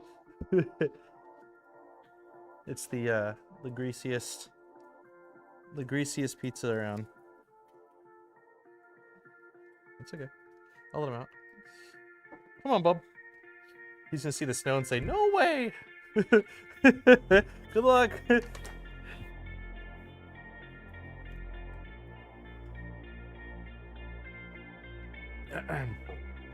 Costco need to get. I'm not a big fan. Like, I don't mind hot dogs, and I really like Chicago dogs actually with like sports. Oh, hey, babe. Hey, come here, Monkey, come here, Monkey, hey! Sorry, I didn't realize she was in the back of the car, and I don't want Monkey to get run over. Sorry for everyone's ears. It's not the norm. Normally, Costco trips aren't happening while streaming in the same garage. But yeah, I like doing hot dogs sometimes during summertime. I'm a big fan of Chicago dogs, but Costco dogs to me are just like, meh. They're okay. Usually the pizza is what I crave. Hello from Indonesia. Wow, thank you for tuning in.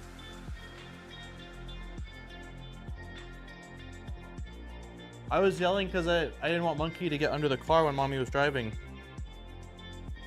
Yeah, that's why Daddy was yelling. Sorry.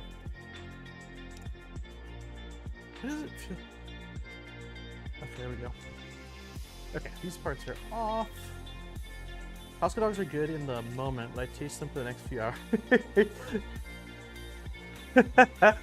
Aaron says the same thing. You've been whipping them up for hours.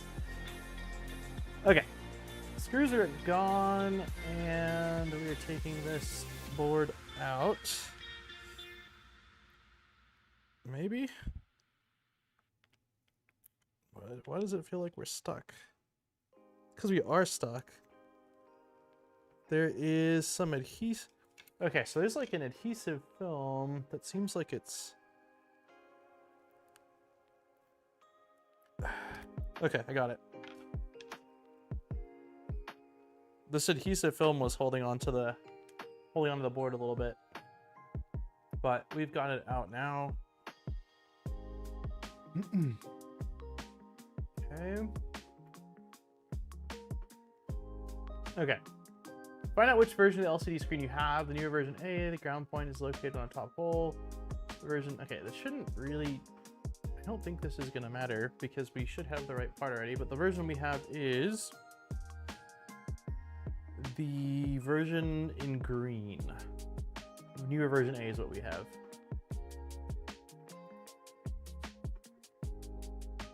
We have version 29. So 27 and higher is version A. You need to add merch to the shop. I know, nice. I know I do.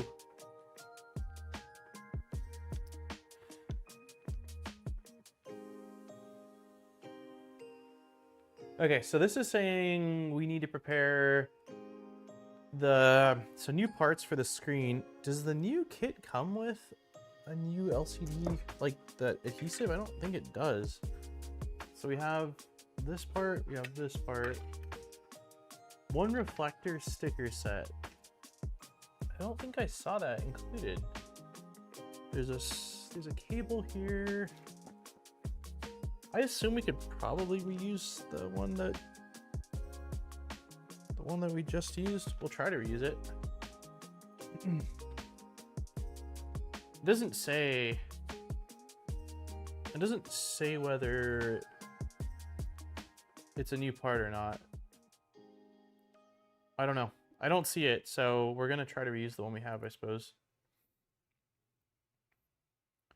Okay. Part preparation.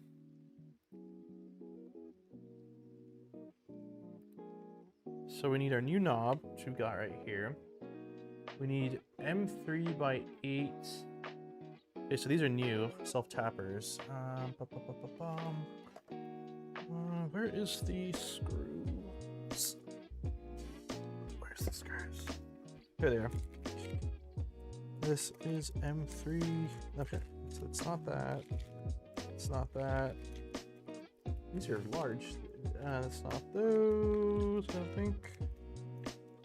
Here they are. Okay, so 4 self-tapping screws.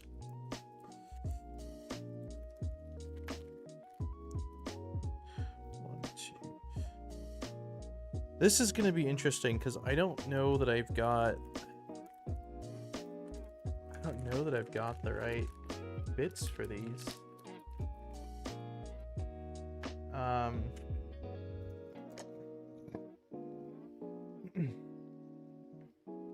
Costco dogs give me horrible indigestion. It's part of the Costco dog experience, Candyman. Okay, I'm gonna see if for some reason I threw these the Prusa Allen keys in this tool, like random tool thing right here. Because if not, I'm not entirely sure that I've got the right bit.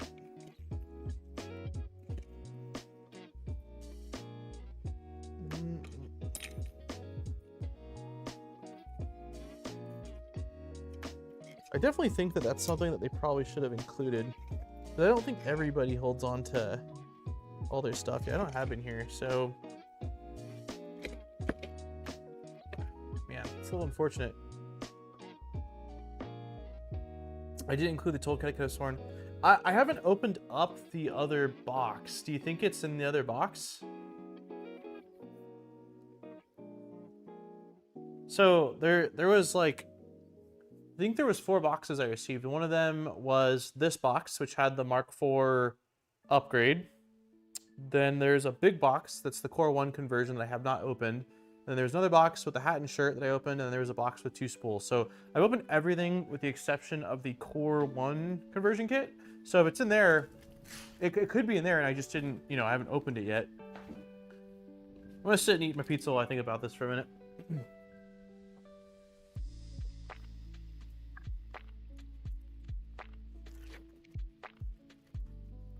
Wow, this is really greasy.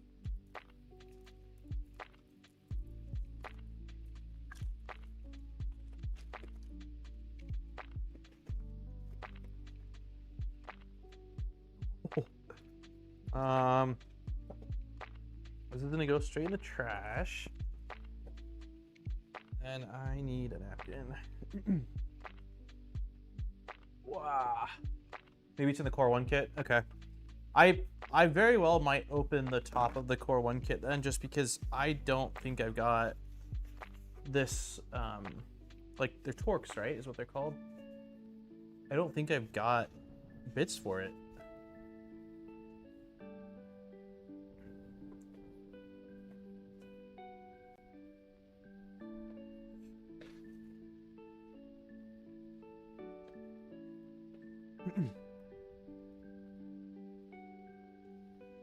It's really greasy.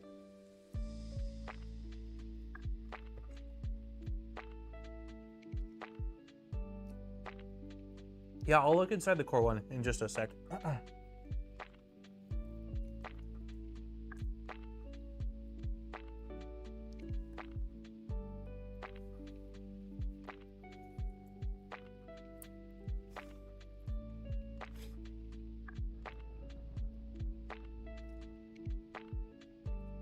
Thank you. Just, you know, like, Torx, a lot of them in EU. If an Allen key will work, I can try that. I mean, I don't... It's a self-tapper, so I'll definitely have to have some leverage. But we can definitely try it.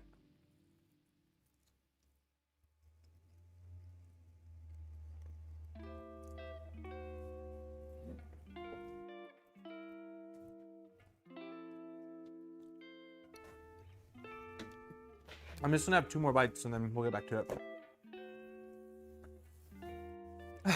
The pizza looks good. I'm gonna get a slice. It's so greasy.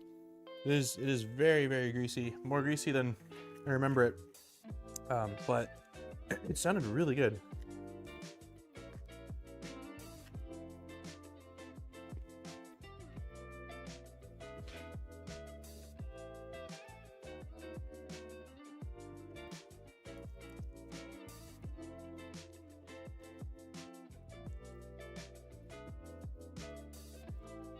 Okay.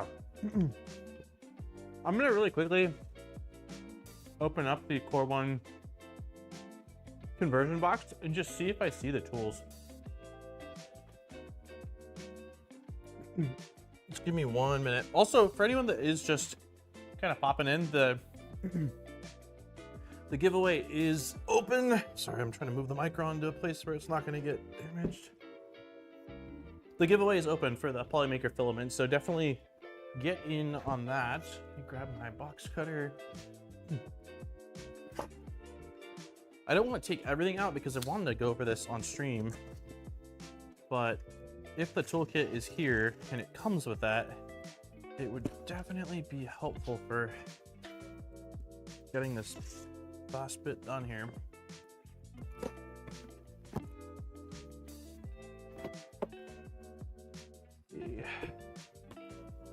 Ooh, see gummy bears. More gummy bears. Okay. Prusa. Yeah, I'm not. I see there's a plexi set, a printed part set, electronics, and would it be with electronics and fasteners maybe? Metal parts, electronics and chamber parts. Here, I'll grab we'll grab the electronics. I'm gonna grab the electronics and fasteners real quick. If it's in here, cool. If not, then we'll try to figure out something else. Do you have any suggestions for an affordable camera?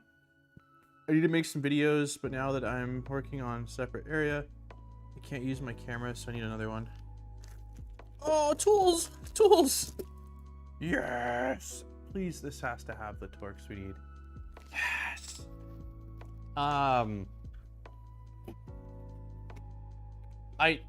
Most of the cameras I use now aren't fairly pricey. Like, I mean, the A6400 is not a new camera anymore. I have no idea what you can get the body for used, or maybe a couple $100. I really don't know. Yeah, I really don't know. If you have lenses too, like, and then you would just need the body possibly, then that could be a way. Can you use a phone? I mean, yeah, a phone could work too. The quality of phone cameras is pretty incredible, actually. But yeah, I don't know. I haven't really kept up with camera stuff lately, since I haven't been in the market for one. Okay, I am gonna just finish the pizza. It'll probably take me like 2-3 more minutes. Let me scoot a little bit this way.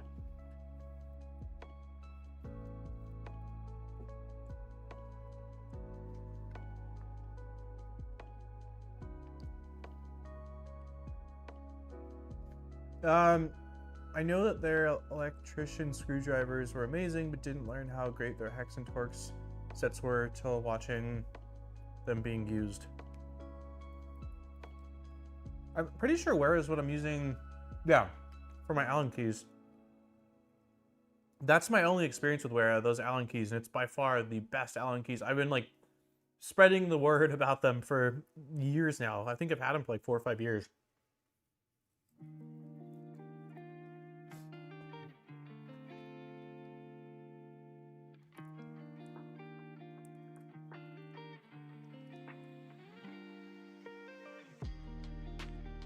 Yeah, if you want to use like, if you want it to be a DSLR, then I would look into like an A6400 or A6500. I don't know what those go for now, the bodies. If you just want to point and shoot, then I know that everyone likes the ZVs, like ZV10, ZV-E10, whatever those are.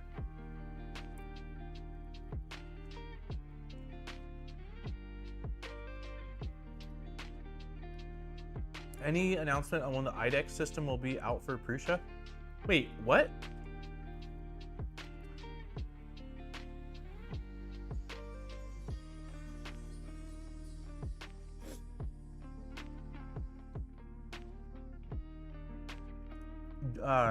WHA also makes fan. I haven't heard of WHA.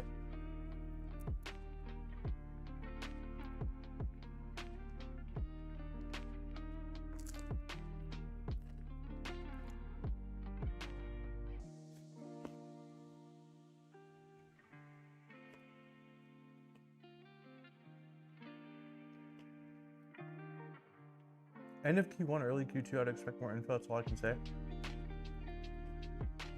When did they announce anything or tease anything about an IDEX system? Is that supposed to be for a Core 1 or Core 1L?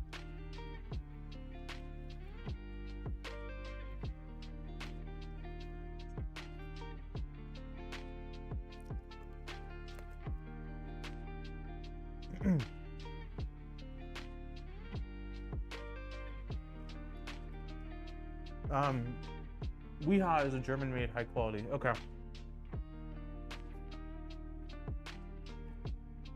Oh, you're okay. You're talking about Index, not IDEX? 'Cause that's what's throwing me off. I'm like, I haven't heard anything about IDEX.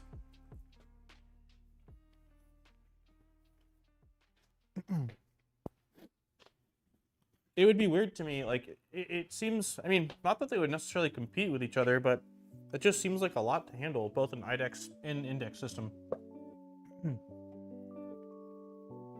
Got it. Okay, that makes a lot more sense. All right, let's do this screen now that we've got the right tools for the job.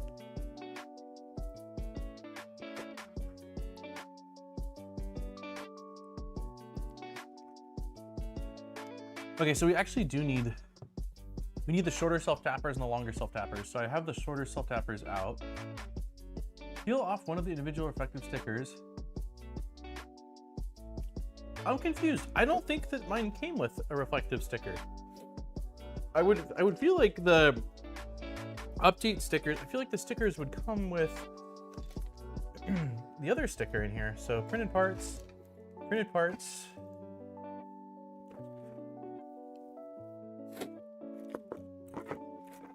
I don't see any sort of sticker. Is this it? Boom! Found the stickers. Awesome. Okay. Peel off one of the individual adhesive reflector stickers. Note the separated part of the tape on one end. Okay.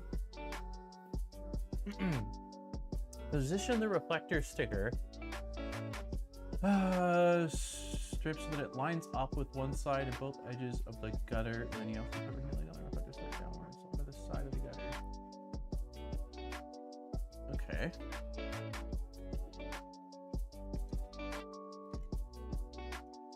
So it looks like basically you just want it to be in this little cubby. It looks like kind of line it up to the edge. Okay. There we go.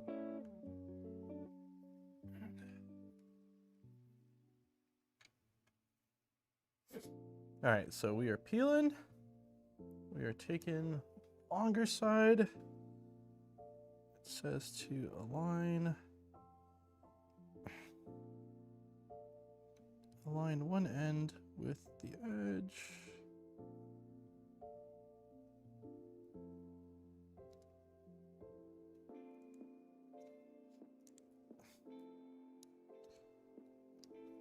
Well, it's not perfectly aligned, but I think that's probably going to be okay. Maybe? Maybe not? Let's actually see if we can do a little better of a job. I'll show it after it's done, but I just need to be like right on top of it. Okay, that looks way better. Okay.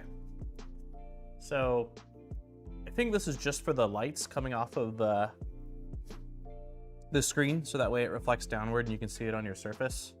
But all I did was try to align the front edge here, and then I think it sticks, yeah, it sticks out a little bit on this side, and I'm pretty sure that's how the one was that I just removed, so it should be okay.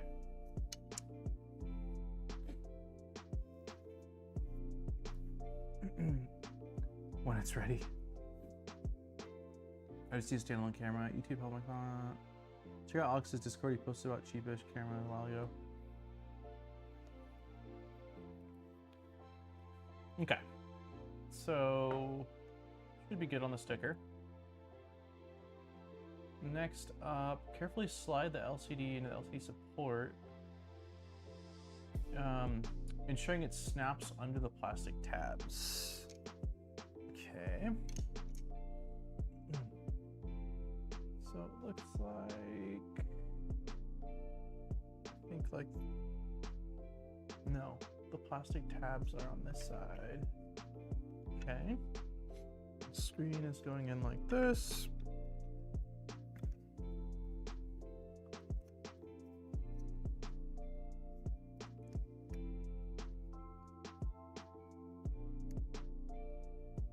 Okay.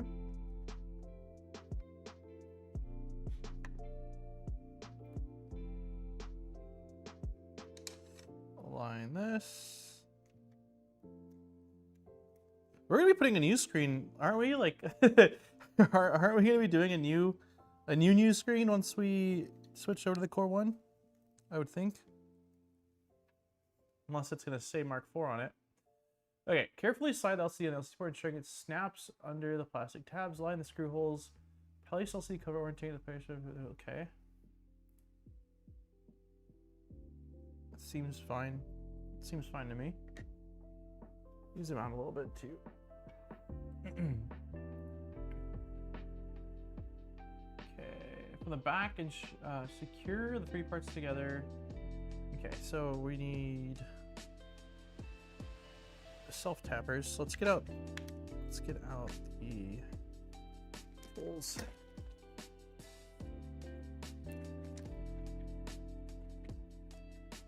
Is that what we need? Ooh, nice. Okay.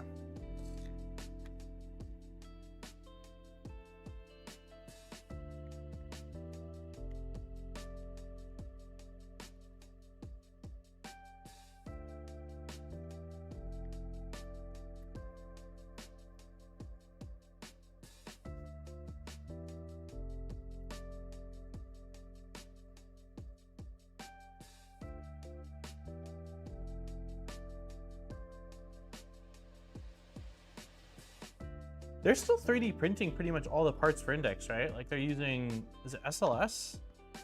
I wonder if they'll get to a point where they'll need to scale beyond that and switch over to injection molding. I have no idea what that number would look like, but... Hey Troy, good afternoon. Okay. So that seems fine to me, I think. Yeah. Okay. From the back of the LCD key, the screws cut threads directly into the plastics. There might be some resistance. Through the opening in the LCD, place the... Okay, so this is just for the...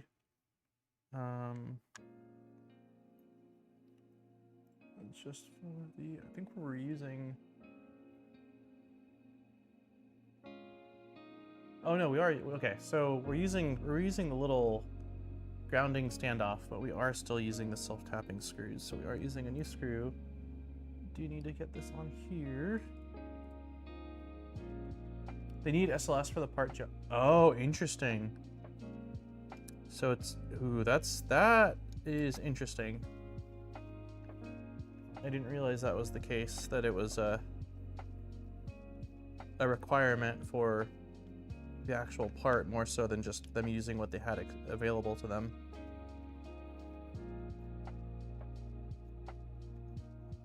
Okay, so it says it wants this to be centered. It is not centered. I'm gonna turn it a little bit. Let's loosen this a hair. Just want to make sure I can get the cable directly on it. Looks about centered. Okay, that should be fine. Okay, hey BBs. All right, so that's in place. Nice.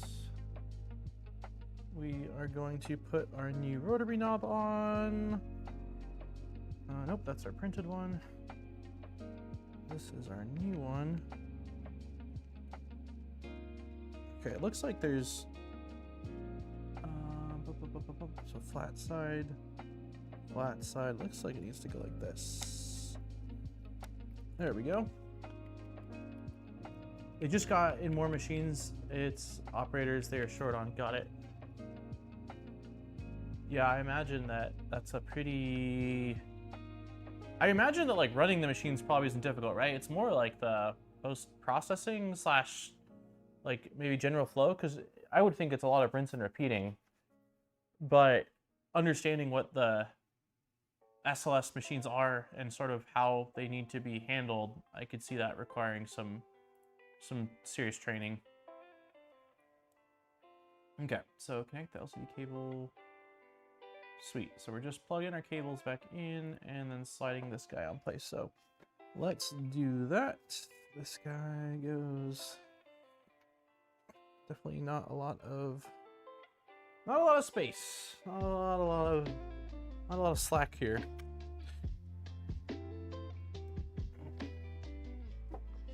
Okay, so this cable should go like really awkward.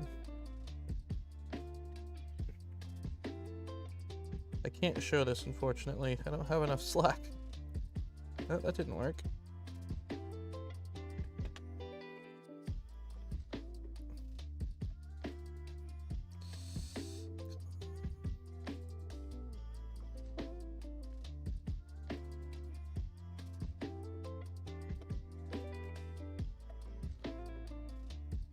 Okay, I think I got that in. It feels right.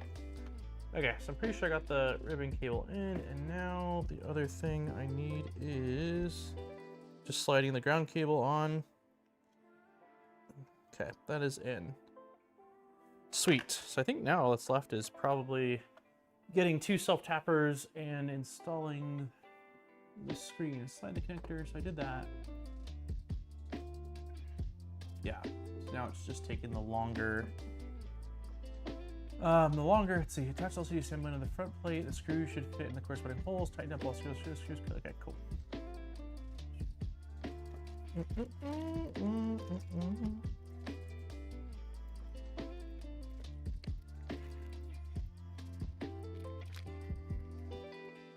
One, two, three, four.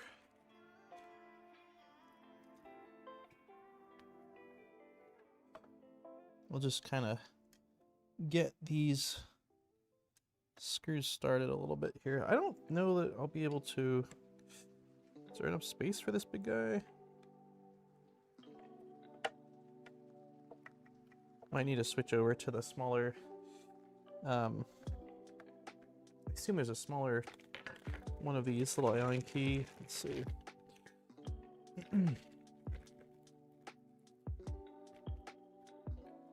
Yeah.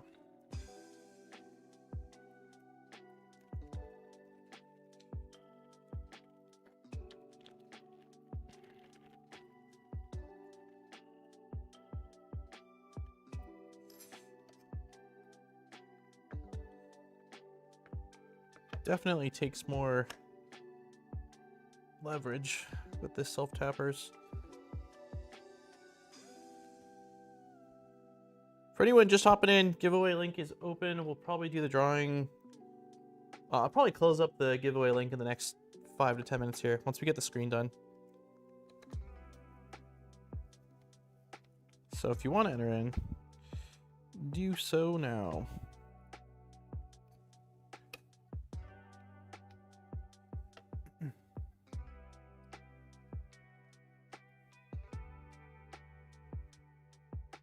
Definitely takes a lot more force than the previous generation or previous screen setup. I'm gonna probably try to use the larger screwdriver because it kind of sucks with the Allen key, but I'm just gonna use the Allen key to get them started.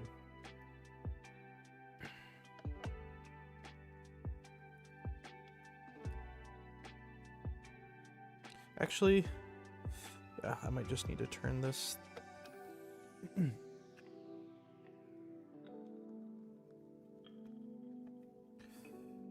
Time to like. Yeah, it's not very easy to get that in. So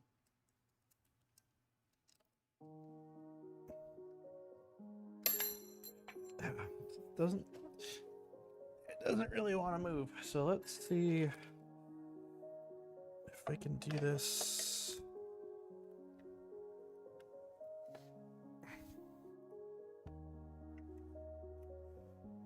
The Allen keys that come with my Core 1 were springy and not particularly confidence inspiring.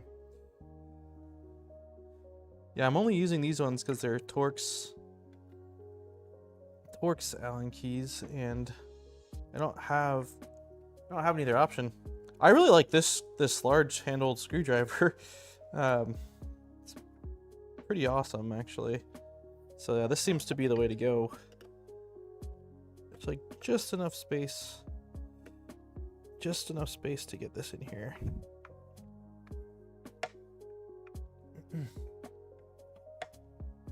How has your Core 1 been doing down under? And did you get index for it? Are you planning on doing an index upgrade for it?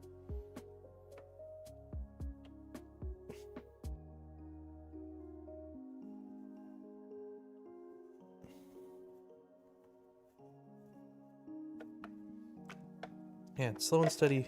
I still need to do that bottom one a little bit more, but it's really awkward. Really awkward.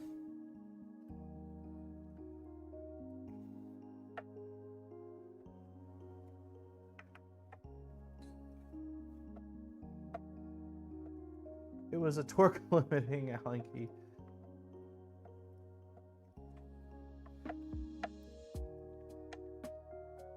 Okay, left side I think is done. So now we just need to do the top one on the right side. I wonder why they use these instead of like not Allen keys, but instead of like an M3 regular standard M3 screwdriver or M3 bolts. Like I wonder why they went with Torx. I'm sure there's a reason. Doesn't feel like it would be a random thing, but I just don't know what that reasoning is.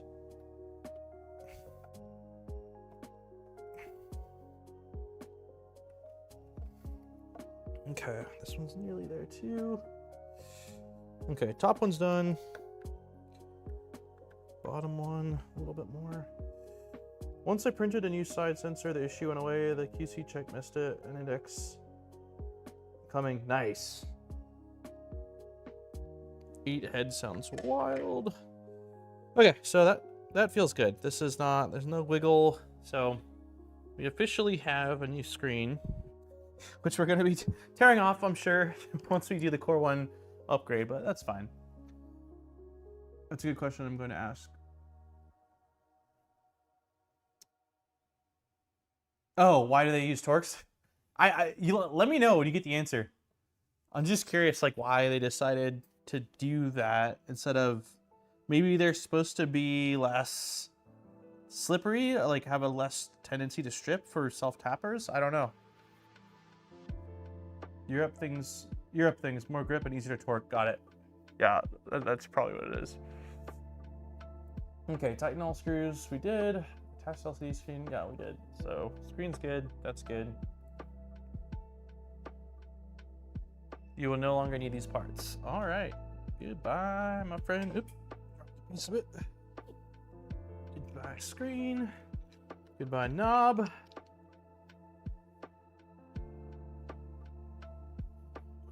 I'm just gonna throw these in the trash over here so they're out of the way. Sweet. So we got a new eye tensioner. Our screen is done. For anyone that's here, one more minute. This is 2 fingers. One more minute on the filament giveaway, and then I'm gonna remove the link. It's, for anyone that hasn't seen it, it's pinned in chat. I'm actually gonna end up giving you 2 minutes because I have the delay on. That's like 20 seconds to stream. So Polymaker filament giveaway going down in 1 minute and 45 seconds. Fill out the link pinned in chat if you want to enter in, and if not, that's fine. But yeah. Okay, so we don't have the older screen, so we don't need to worry about this.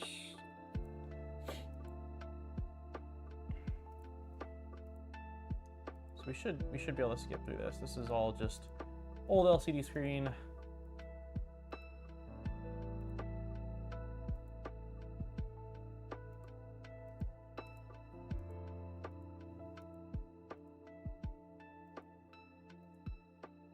Oh, gummy bears! All right, 2 gummy bears. Almost all of the printer will be going in a box when you swap in the Core 1. And for Prusa wire in a few months. I think we're still, I feel like we're using quite a bit of it. We're using what, the power supply, the controller, the motors, the tool head, and the screen. And I think someone said some of the rods. That's more than I thought we were using.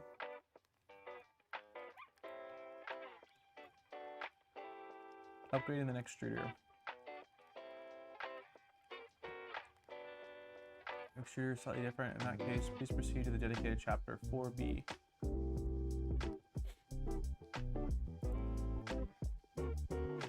Highly recommend protecting your bed. That's not a bad call. I will find something. Okay, I'm removing the link. What's happening right now? Remove. Unpin. Okay. So if you're filling it out, now's your time.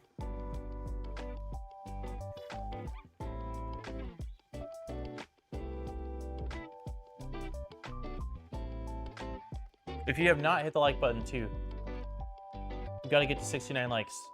We're at 56, it looks like. We need 13 more. 13 more likes. We got 78 responses. Big luck.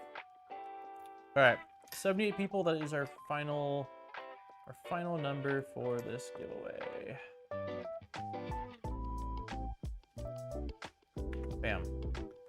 All right, 78 people. What do we want to do for our shuffle count today? How many streams do we think it's gonna take to finish all this? I think we'll finish the conversion to the Mark 4S probably in one more stream, and I have no idea how long the Core 1 conversion process is gonna take. Like, I don't have the smallest of clue. Mark 4 plus first stream, 5 spins. I think the fact that you're actually able to upgrade from Mark 4 to Core 1 is also not necessarily financially responsible, though. We got 5 and a 7 and a 12. 5 for Jack's birthday. Ooh, I do like that. We'll do that. I like that. His birthday is March 5th. We'll do 5. 1, 2, 3, 4, and 5. Good luck to all of you. In 3, 2, and 1.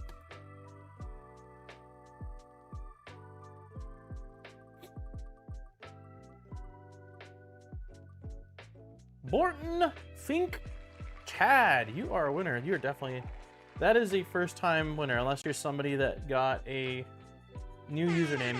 Congratulations to you, Chad. I will send you an email probably later on tonight, so be on the lookout in your inbox. It'll just come from my personal email, and it'll basically have a link to the form you'll need, as well as a unique ID that you'll need to basically submit that form. So congratulations. Thank you all for entering in. Thank you to Playmaker for letting us do these giveaways. And yeah, we'll do another one next week. Same time, same place.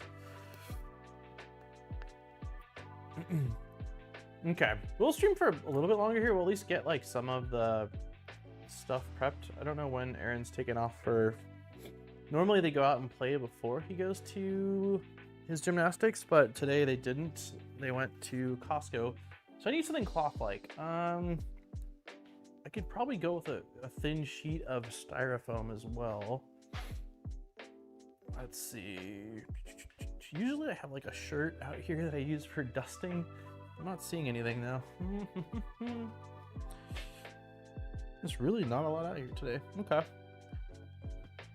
Let's see. Is there foam, packaging foam, packaging foam?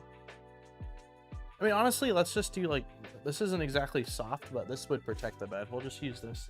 It's just a lid to a small container. slap this guy. Just put this right here. This will go on the center of the bed.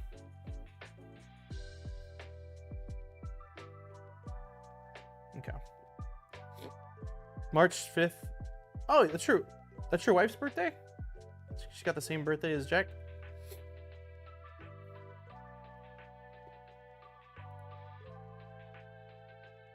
Okay. Some pictures may show 3 or 4 screws on the gearbox. Oh, hold on. Let me go back one more time. Okay, that's fine. Where are they there? Okay. Some pictures may show 3 or 4 screws on the gearbox cover, but this does not affect the assembly process. You'll be instructed to move the extruder approximately to the center of the x-axis, which is not exactly where we are, but sort of. Remove the love board cover by sliding it up. Okay, so let's get things in focus a little bit more. Oh. Okay. So slide up. Maybe?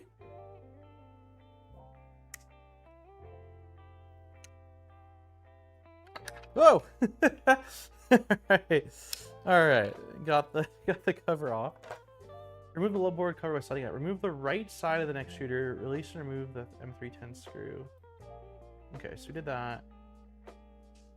Okay, so there's an M310 screw on this side right here.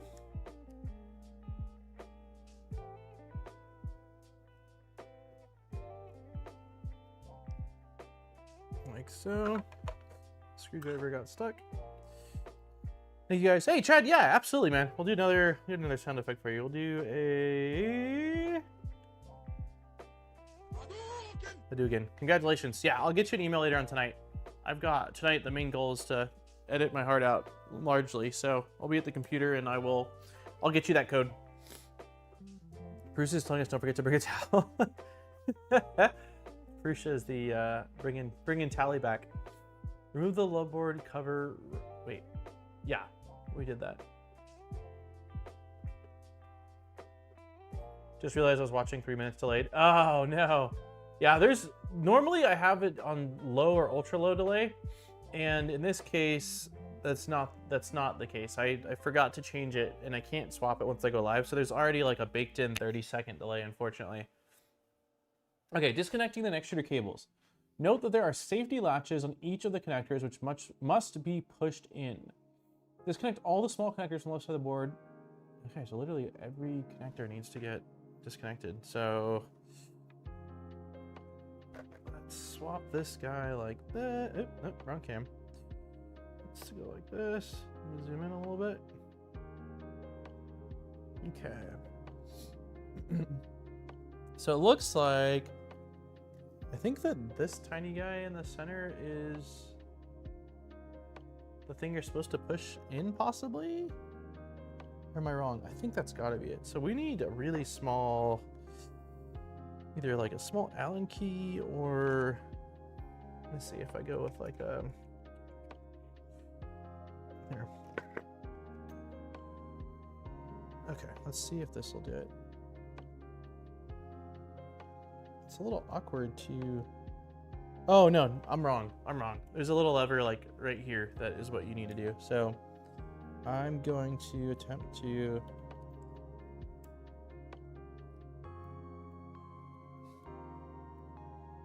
okay, that worked. Just kind of using my finger and the Allen key is leverage to get inside of here. Okay, so that worked okay. What is it all? So it looks like 1, 2, 3, 4. It wants us to get rid of this guy as well.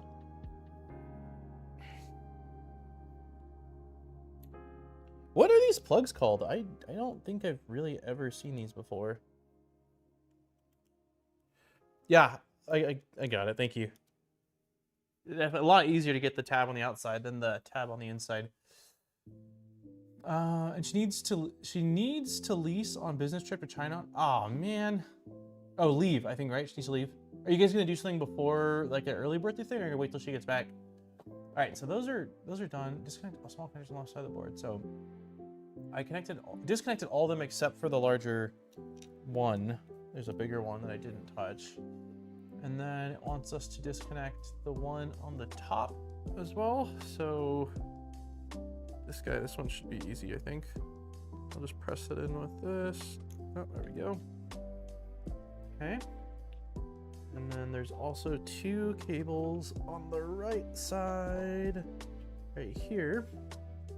Nice. Do you already know what you're doing? Like, is it a surprise thing, or is she planning what she wants to do for her birthday? Okay, it's a little awkward. I realize you guys can't see, but I'm just removing the plugs like I did a second ago. There's not a lot of slack on these cables, so I can't really. Maybe that'll let me show. It seems to be easier if I use the Allen key to help start it. There we go. Okay, so I think all of our cables are out. We did brunch. Oh, nice. You already did brunch last Sunday. Cool. What part of China is she going to? Remove the M330 screw on the fan door. Okay. That is going to be this screw right here. So we will use this. It says remove the M330 screw. Okay. Pull the fan assembly. Okay. Done and done. Wow, so we're really upgrading the fan. We're going from this guy to this guy. That'll be a nice upgrade. I didn't realize. Actually, you know what? I think I do remember that, because this is around the time that Prusa released the like crazy overhang test thing. It was showing how good their new cooling setup was with the new fan and fan shroud. But yeah, this is definitely This will be nice to have.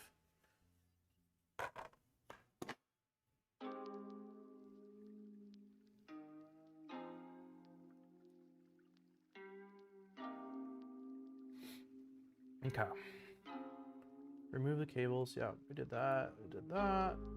Oh, remove the cables from the cable channel.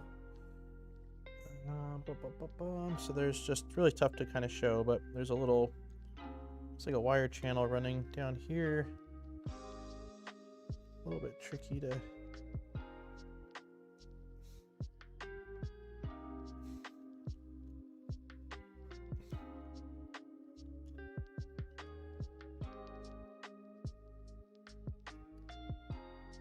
I'm not sure if I need to pull. Okay, I'm gonna unplug this. There's a black, looks like a, it says DuPont or is microfit maybe up top here. I'm not sure if this was supposed to get pulled, but I'm pulling it because it runs down that same channel. So those look like that's probably our thermistor and our heater wires. Is there more? Yeah, there's more wires. We're just taking everything out. Okay. I think this is the last, right? Yeah, it's the last wire. Okay, so all those wires are out. North on Shanghai City is Nanjing. Huh. The cooling is pretty great. Not sure of the writing. Got it. How long? Did you say how long she's going for? All right. So cables. Yeah, I'm done with the cables on that side. Release the two M32. Okay, so the front fan screws are coming out next. Oops. There we go.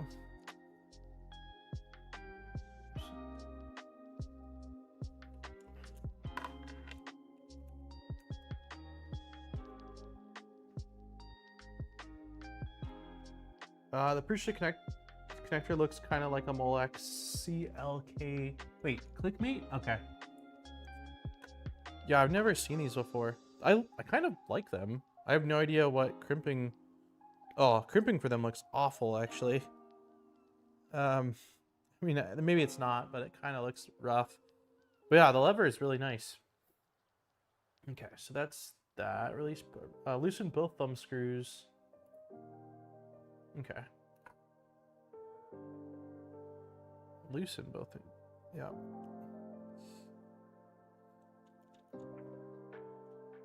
Whoa.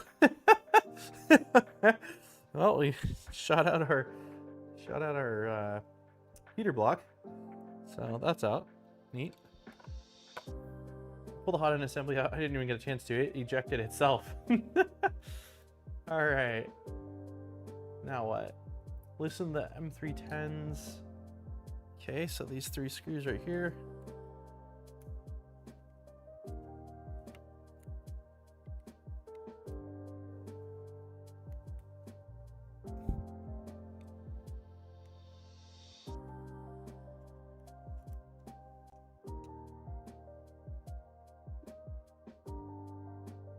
Wow. Okay. Remove the next shooter from the next carriage. Put the printer aside for a moment and let's get on with the extra. Remove both thumb screws from the heatsink. Okay, so I'm just gonna change camera angle for a sec here. I'm gonna call it really soon. I have a feeling Erin's taking off in the next like 15 minutes with the kids, and unless she's gonna be hanging out after, I will probably go with like just jump in the car with them when they take off to gymnastics. Thumb screws out. Thumb screws out. Do not discard any parts. You got it. Oops, I feel like I skipped a page there. No, I didn't. Okay, so next we need to remove all screws from this cover. And mine is the version that has 3 screws, not 4.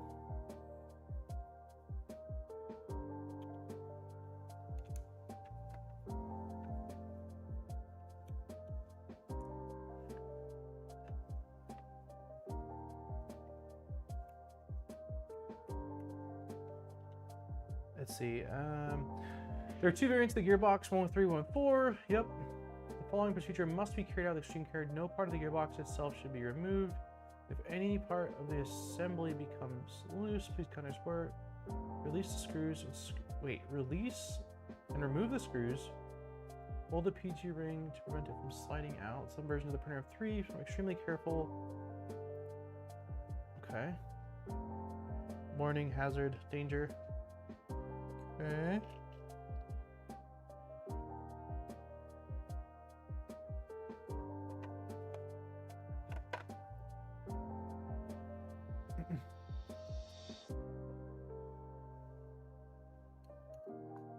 Okay, now we're taking the new injection molded front cover, which is where? Here it is. The one thing I'm not sure about is, are we supposed to transfer over this part? I would think so, right? This has a... Oh wait, the older printed part required a washer on the inside. The new injection molded version does not need the washer. All right, reading is good for you.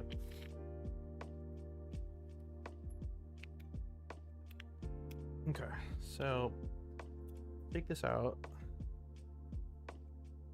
and place this like that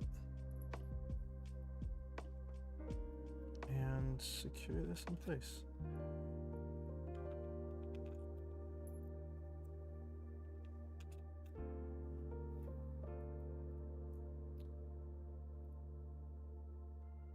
In case you have the 4-screw versions, install.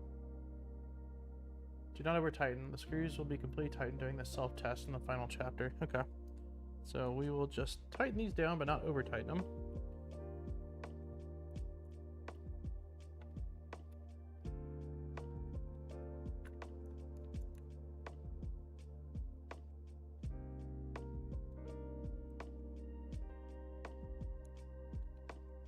Okay. I think that's plenty tight. I don't think I over tightened them, but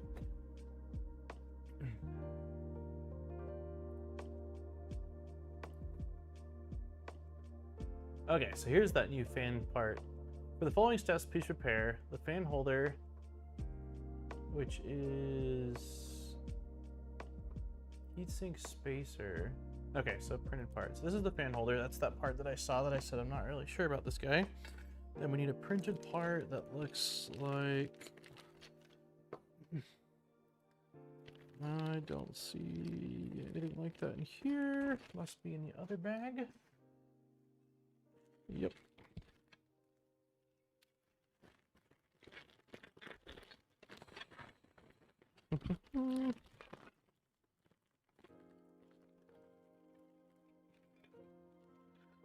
A really thin printed part.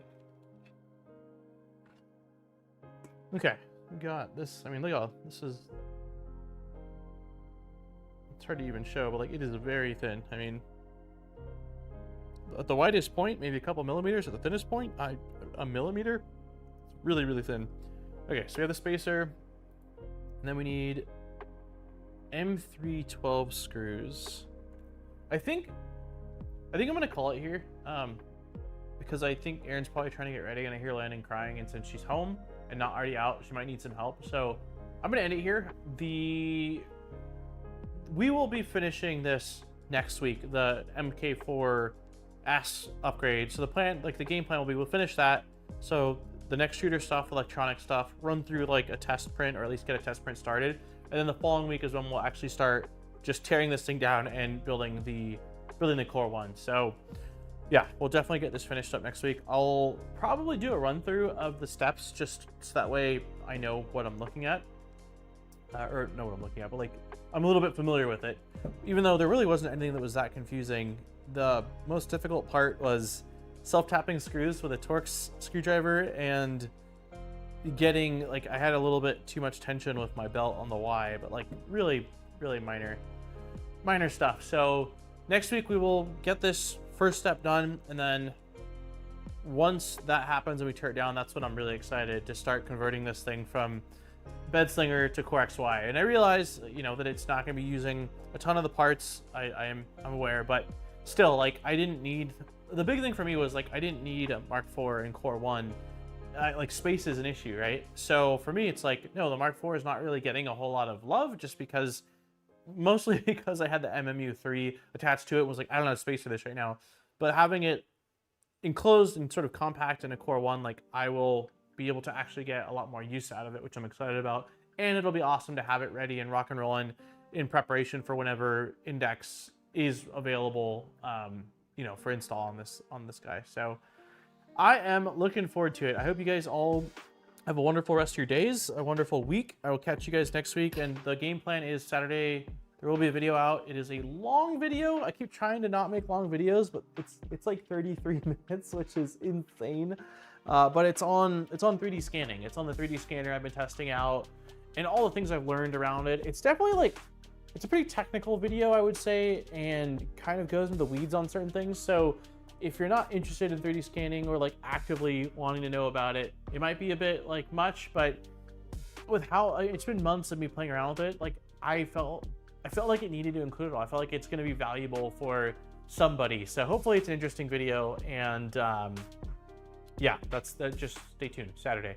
So, all right, I will catch you guys later. Thanks again, everyone, for hanging out, for liking, for chatting, for our existing members, our new members, our gifted memberships, our few donations that came in. And one more time, congratulations to Chad, our winner, for our weekly Polymaker giveaway. I will definitely correct the delay in the stream next week, so that way there's not so much of a lag, because I don't like the lag.